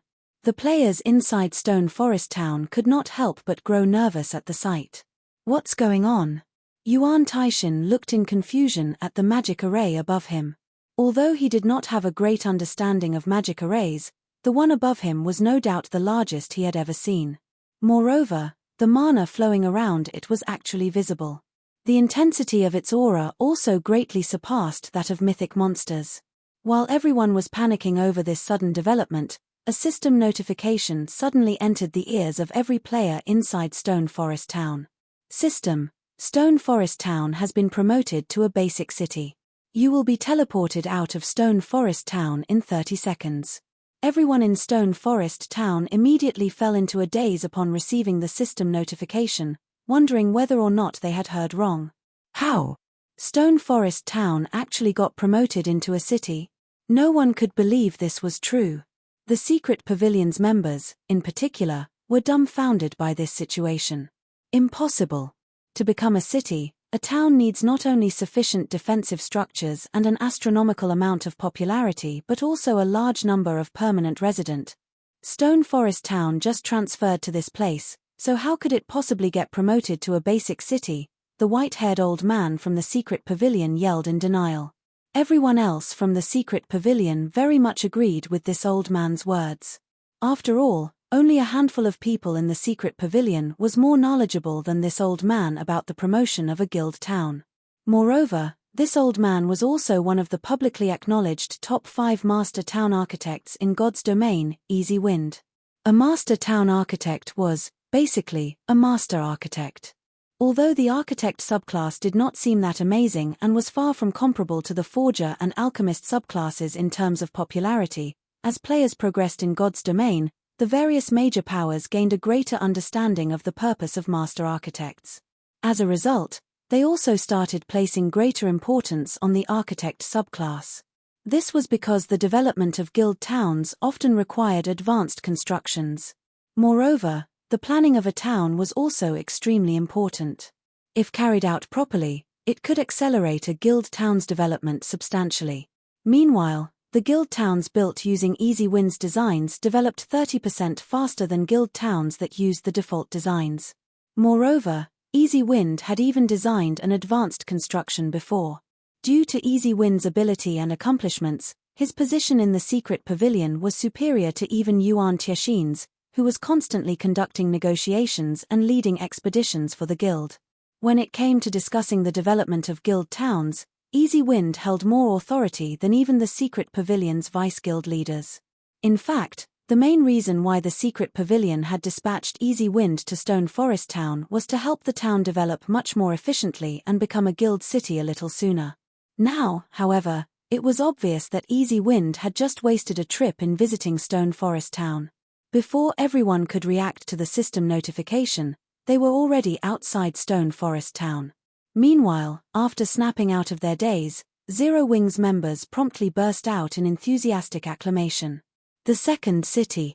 Our guild has a second city. Even super guilds don't have a guild city established in a neutral map right now. At this point, God's domain still didn't have that many guild cities. Moreover, practically all of these guild cities were owned by top-ranking superpowers. Now, however, Zero Wing actually possessed 2 guild cities. More importantly, Zero Wing's second city was established in the Bottomless Abyss, a God Mode regional dungeon. Zero Wing could earn a fortune just by collecting entry fees in Stone Forest Town. After all, a guild city had much more space than a guild town. Let alone accommodating 1 million players, even accommodating 5 million players wouldn't be a problem. Previously, everyone from Zero Wing was still worried about whether Stone Forest Town could accommodate all the guild members who wished to grind in the Bottomless Abyss. Now, however, that no longer seemed to be a problem. Meanwhile, outside the forest, some distance away from Stone Forest Town, the members of Sky Dragon House and Pride Empire automatically halted their advance when they saw the 2 gigantic magic arrays enveloping Stone Forest Town and a large number of players suddenly materializing outside the town. Old Sheng, any information on your side? So many people actually got teleported out of the town. Is Stone Forest Town off limits to players? A tall, middle-aged man with short hair from Pride Empire's team asked as he looked at the crimson-armored man standing beside him. How would I know? Not to mention, since when is Pride Empire's information network slower than Sky Dragon House's? The crimson-armored man replied, rolling his eyes at the short-haired man dressed in exquisite mage robes. If the upper echelons of the Fire Dragon Empire's various large guilds were here, they would most likely be stupefied. After all, Pride Empire's Ghost Mage, Zhon Baiya, and Sky Dragon House's Meteor Hammer, Sheng Wuji, were actually working together. If news of this matter spread, it would definitely shock the entire Fire Dragon Empire. Ghost Mage and Falling Meteor were both capable generals of their respective guilds. Their positions were not the slightest bit inferior to vice guild leaders in their respective guilds. They were also monstrous existences in terms of strength. If these two monsters cooperated, even superpowers would have to be extremely careful of them. Meanwhile, shortly after their exchange, both of them received a message at the same time. After they read their respective messages, both of them had a very startled expression on their faces. What kind of background does Zero Wing possess? It actually managed to promote Stone Forest Town into a basic city. Zhon Baiya could not help but gaze at the distant Stone Forest Town in puzzlement. According to the information that Pride Empire acquired, Stone Forest Town had definitely been promoted into a basic city. Pride Empire had a guild city of its own, so it knew just how difficult promoting a guild town to a guild city was. Pride Empire had mobilized all its resources in order to attain its guild city. Yet, now, Zero Wing had actually succeeded in promoting Stone Forest Town into a guild city. Old John, what does your side plan to do? Sheng Wuji asked after he finished reading his own message. They gave me only 4 words, Zhon Baiya replied. No matter the cost. Mine said roughly the same thing too, Sheng Wuji said, a bitter smile on his face. However, a basic city is different from an advanced town. The difficulty of capturing Stone Forest Town is many times greater than before. Only powers that owned a guild city would understand just how formidable it was. It was not only a gigantic ATM but also an impenetrable fortress. Just the city's built-in defensive magic array was already enough to render current players utterly powerless, not to mention the large number of high-tiered NPC soldiers inside the city. Fortunately, promoting a town did not grant a protection period. A newly promoted city could be snatched away as soon as its promotion process ended. Since that is the case, let's start moving, fast. Otherwise, once the secret pavilion's members arrive, we'll have a much more difficult time capturing the newly promoted Stone Forest City, Zhon Baiya suggested after hearing that Sky Dragon House harbored the same intentions as Pride Empire. All right. News of Stone Forest Town's promotion should have spread already. Delaying any longer will give those several superpowers time to get here, Sheng Wuji said, nodding as he shifted his gaze to the Zero Wing members crowded outside Stone Forest Town. He then turned back to look at his team and said, everyone, split up and move in parties. We have to end the battle as quickly as possible. At this point, Zero Wing was no longer their main enemy but the superpowers that were currently en route. What they needed to do now was take care of Zero Wing expeditiously before those superpowers arrived. After obeying Sheng Wuji's order, Sky Dragon House's and Pride Emperor's members immediately charged toward Stone Forest Town. Chapter 2149, Divide. Chapter 2149, Divide. Uncle Yuan, this is bad. Stone Forest has just become a city, its foundations have yet to be stabilized. Now is the perfect time to attack it. Those superpowers that held off before are now going all out in sending manpower to this place. With just the few of us here, I'm afraid we'll have a difficult time protecting Stone Forest, Purple Jade said, a serious expression on her face as she read the latest report from the guild. Previously, although various superpowers were tempted into action by Stone Forest Town, they had dispatched only a small portion of their strength to capture it. However, due to Stone Forest Town's promotion, Starlink wasn't the only superpower going all out anymore. Other superpowers now intended to pull out all the stops for seizing Stone Forest Town. Even one superpower going all out would be enough to give the secret pavilion a headache, all the more a group of superpowers doing so. It might be fine if the upcoming battle took place in the outside world, however, they were inside the bottomless abyss. Dispatching ordinary experts here would be utterly meaningless. They would just become liabilities. Only experts at the refinement realm standard or above could provide useful combat power. However, the total number of refinement realm experts, the various superpowers, had easily surpassed that of the secret pavilion. This black flame. Why didn't he inform us of this promotion beforehand? We are in a tight spot now. At this moment, Yuan Taishin was also suffering a huge headache over this matter. Prior to Stone Forest's promotion, the town provided Zero Wing with a significant number of advantages in the bottomless abyss, but it did not put the guild in an absolutely advantageous position. After all, a town could accommodate only a very limited number of players. However, with Stone Forest Town's promotion, Zero Wing now essentially held full control over the entire bottomless abyss. How could this situation not make the various superpowers desperate and force them to go all out to capture Stone Forest Town? With this, even the secret pavilion would not be absolutely certain of defending Stone Forest Town. Uncle Yuan, the scouts we dispatched into the periphery have discovered Sky Dragon House's and Pride Empire's members. They're moving in our direction and will arrive in less than 5 minutes, Purple Jade said anxiously as she read her subordinate's report. They've finally appeared. Do you know who's leading them? Yuan Taishin was not particularly surprised by this revelation. After all, the secret pavilion had long known about the presence of these two super guilds in the bottomless abyss. Otherwise, the secret pavilion wouldn't have sent a team to Stone Forest Town as soon as teleportation to the town became available. They're Sheng Wuji and John Bayer. By the looks of it, the two of them are working together, Purple Jade said, her complexion darkening. Sheng Wuji and John Bayer were well-known monster-level experts in God's domain. Moreover, the teams they led were only second to their respective guilds' main forces. Even the team that the secret pavilion sent to Stone Forest Town would have trouble dealing with just one of these teams, let alone both at the same time. Why is it them? Yuan Tieshin's face sank when he heard the names of these two people. We don't have a choice. Jade, relay this matter to the guild leader immediately and have him send over as many players as possible. Also, go and stop those two. I'll meet with Black Flame to notify him about the severity of the matter. Hopefully, he'll make the correct decision quickly. The situation was now out of the secret pavilion's control.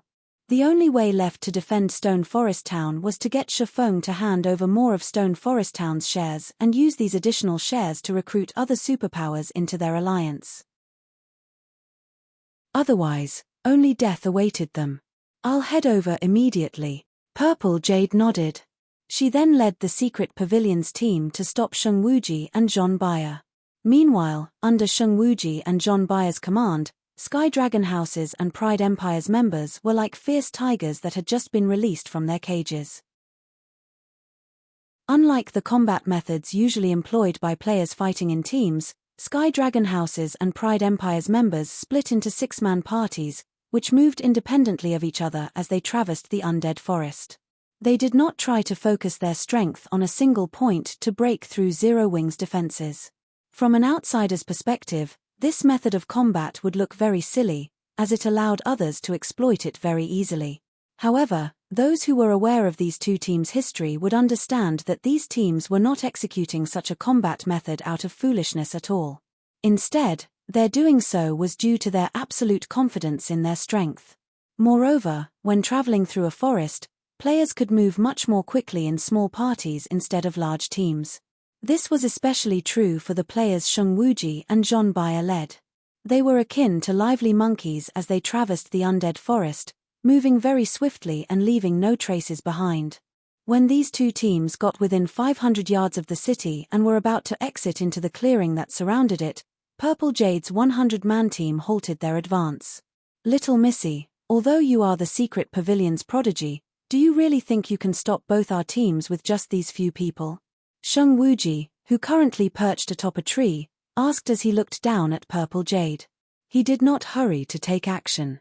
Instead, he quietly observed the young woman standing in the clearing before him. I have constantly been hearing that the secret pavilion has produced an amazing genius recently. After getting a look myself, you really are extraordinary.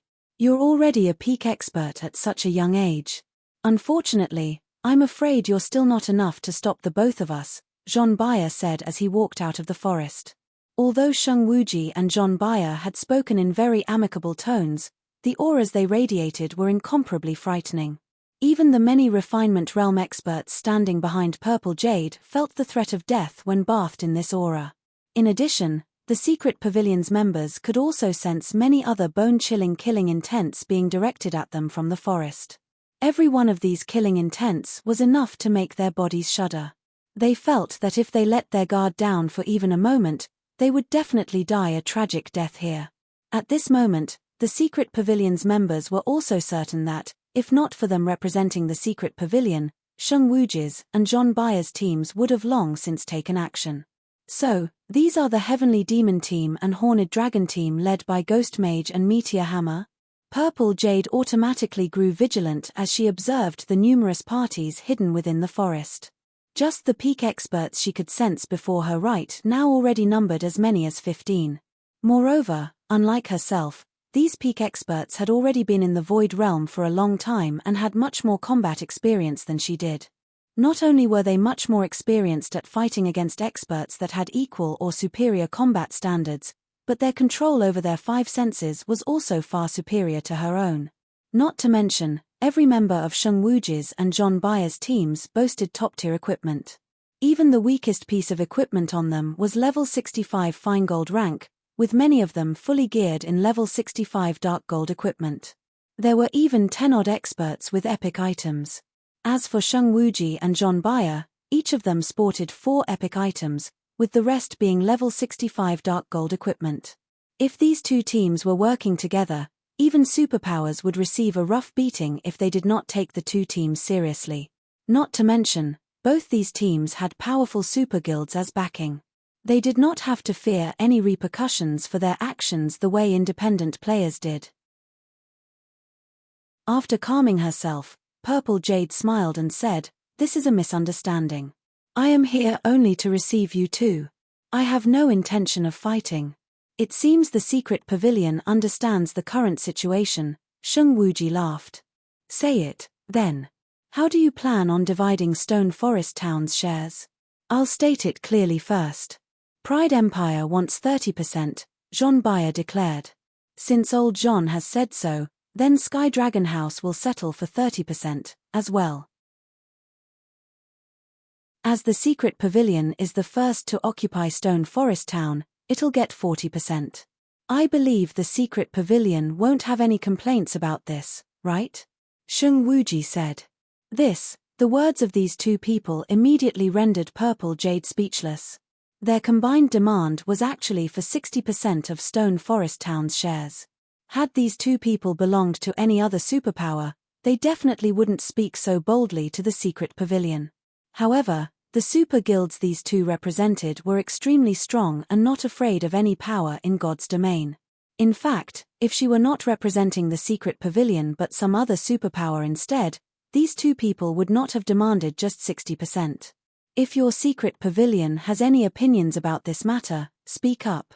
However, you are not allowed to touch this bottom line, Sheng Wuji said sternly when he saw Purple Jade hesitating to speak. Although Zhong Baiya did not make any additional comments, his attitude made it clear that he shared the same sentiments as Sheng Wuji. As these two people were waiting for Purple Jade's reply, a man suddenly appeared from another corner of the forest. This man wore a quaint, old cloak and had 2 exquisite long swords hanging at his waist. He gave the impression of a down-and-out swordsman that was just passing by. "Since you two want Stone Forest Town's shares, aren't you going to ask Zero Wing whether this is fine or not?" Chapter 2150 Lacking Qualifications. Chapter 2150 Lacking Qualifications. "Who are you?" Sheng Wuji's gaze turned chilly as he looked askance at Shifeng. As soon as Sheng Wuji spoke, the Sky Dragon House members hiding within the forest directed their gaze toward Shifeng. The cold killing intent they radiated could scare peak experts. Even monster-level experts would most likely grow wary upon sensing such an intense killing intent. What happened next, however, stunned both Sky Dragon House's and Pride Empire's members. Despite having such an intense killing intent directed at himself, Shifeng remained at ease as he strolled toward Sheng Wuji, his demeanor making it seem as if the intense killing intent did not exist at all. Black Flame. Shifeng replied curtly. So, you're the Sword King. Upon hearing Shifeng's answer, Sheng Wuji immediately looked at Shifeng squarely. If the person Sheng Wuji was dealing with were merely the guild leader of a first-rate guild, he wouldn't have bothered taking a second glance at the other party. After all, in terms of strength or status, he was on another level altogether compared to a first-rate guild's guild leader. However, Shifeng was different. Shifeng was a bona fide apex expert, someone of equal strength. The only reason why Sheng Wuji had treated Purple Jade amicably before was the fact that she was the Secret Pavilion's representative. The Secret Pavilion was a transcendental power in the virtual gaming world, and it very rarely participated in the struggle between the various superpowers. It mainly moved for money and information gathering. However, the Secret Pavilion was not weak by any means. After all, it was impossible for a power to transcend without sufficient strength. In reality, even Sky Dragon House feared the Secret Pavilion greatly and would normally avoid coming into conflict with it. Sky Dragon House had decided to offend the Secret Pavilion only because too much was at stake this time. Guild leader Black Flame, since you've arrived as well, let's just speak frankly with each other, Sheng Wuji said, chuckling. The current stone forest is no longer something you can afford to hold. Even the Secret Pavilion can't do so. After all, there are simply too many superpowers eyeing this place. If you wish to hold the city, your only choice is to work with us. We've already stated the amount of shares we want. Each of our guilds wants 30%. As for the remaining 40%, you can decide how you want to split it with the Secret Pavilion. Our guilds won't mind whatever decision you make. That's right. This is our bottom line. If negotiations fail, then we'll simply switch to another method to negotiate, Jean Bayer said, nodding. He then turned to look at Purple Jade and continued, however, I'm afraid the end result then will be undesirable to the Secret Pavilion. Although Jean Bayer also valued experts like Shifeng highly, in front of the various superpowers, Shifeng alone would be helpless to change anything. In Jean Bayer's calculations, Shifeng didn't have any authority in their negotiations at all. The one actually in control of Stone Forest Town should be the Secret Pavilion. Meanwhile, Shifeng's appearance here was only a negotiating tactic for the Secret Pavilion to gain more benefits. Guild leader Black Flame, both Sky Dragon House and Pride Empire are super guilds with extraordinary strength. Both of them are far stronger than even the current Starlink. Now that the two of them are working together, if it really comes down to a fight, what with the interference of other superpowers, the outcome will not be pleasing, Purple Jade said. She naturally understood what Jean Bayer was trying to say. Moreover, as a core member of the Secret Pavilion, she understood very clearly just how frightening these two super guilds were. However, Shifeng didn't know this, so she needed to explain things to him. Otherwise, the consequences would be unimaginable. However, as soon as Purple Jade finished speaking, Shifeng turned his gaze toward Jean Bayer. Bottom line? Shifeng chuckled. Isn't this something meant to be surpassed? Also, you want to take Stone Forest Town's shares? I'm afraid you're still not qualified to do so. The atmosphere in the area immediately hit rock bottom. As for Purple Jade, she nearly fainted from anger when she heard Shifeng's words. Her intention had been to let Shifeng understand how powerful the guilds backing Sheng Wuji and Jean Bayer were and have him appease these two people first. That way, they would still have hopes of negotiating for better terms afterward. Now, however, not qualified. Since that is the case, everyone, let's show guild leader Black Flame whether our Pride Empire is actually qualified or not. Jean Bayer growled as he waved his hand. Immediately, the Heavenly Demon team members hidden in the forest sprang into action.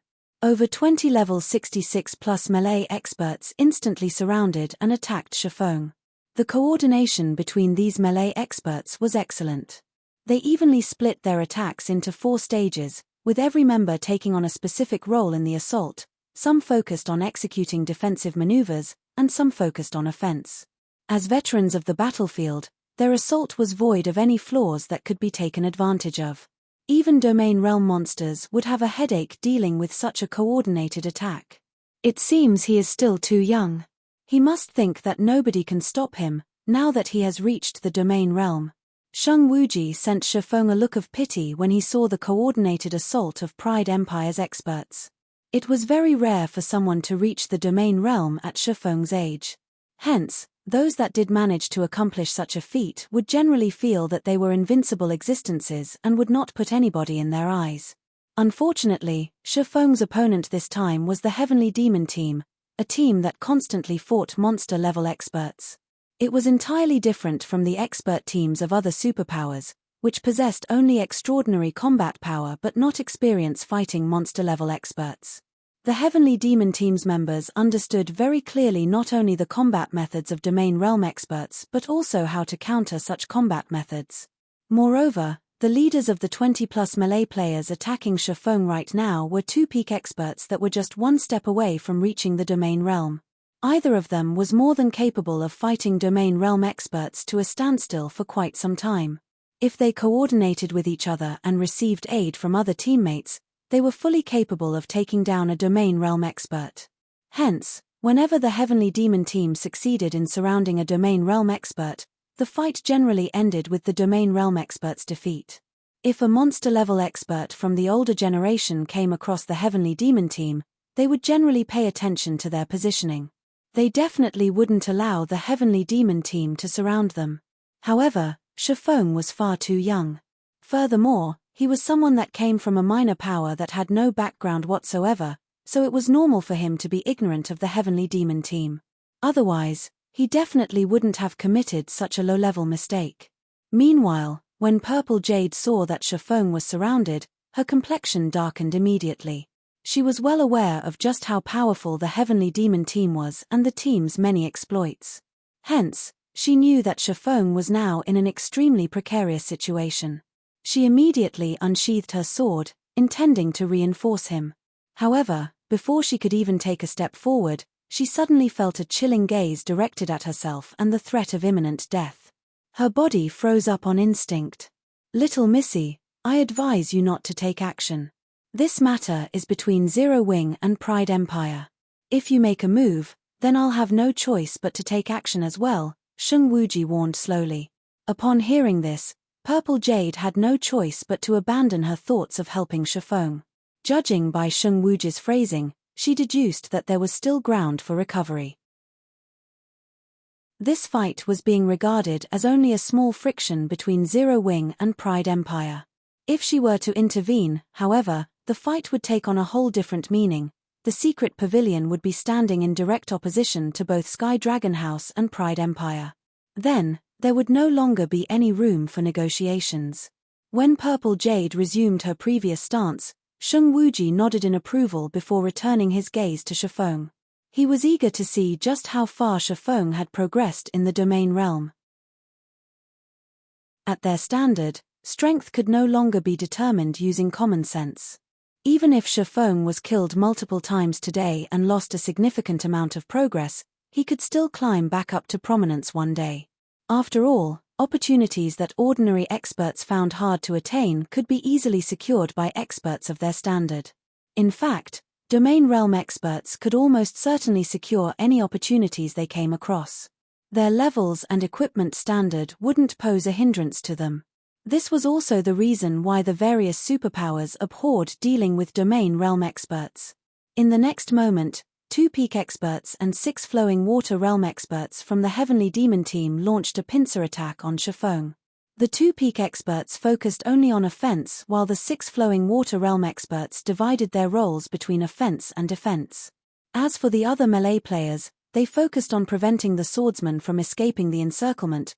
They were all ready to trade blow for blow with him. When dealing with a peak expert that abandoned defense and focused solely on offense, even domain realm experts would have to tread carefully. Normally, the best way for domain realm experts to cope with such suicidal peak experts was to temporarily go on the defensive and wait for an opportunity to deal a fatal blow. Now, however, Shifeng had to deal with not only 2 void realm experts and 3 flowing water realm experts, all of whom were attacking him, hell-bent on mutual destruction, but also 3 flowing water realm experts defending these 5 suicidal experts. However, contrary to everyone's expectations, even when the great swords of the 2 peak experts were about to land on Shifeng's body, the swordsman still showed no signs of wanting to dodge the attacks at all. Instead, he brandished his 2 swords and greeted the incoming attacks in battle. 2 bright flashes entered everyone's eyes, followed by 2 loud metallic clangs. In the next moment, both peak experts abruptly went flying over a dozen yards. Their bodies crashed heavily into the ground, their HP bars decreasing by a sizable chunk. The arms of both peak experts also trembled violently as they stiffened up. You're tuning in to the Celestial War YouTube channel. Don't forget to subscribe and join us on this journey to catch the most captivating stories,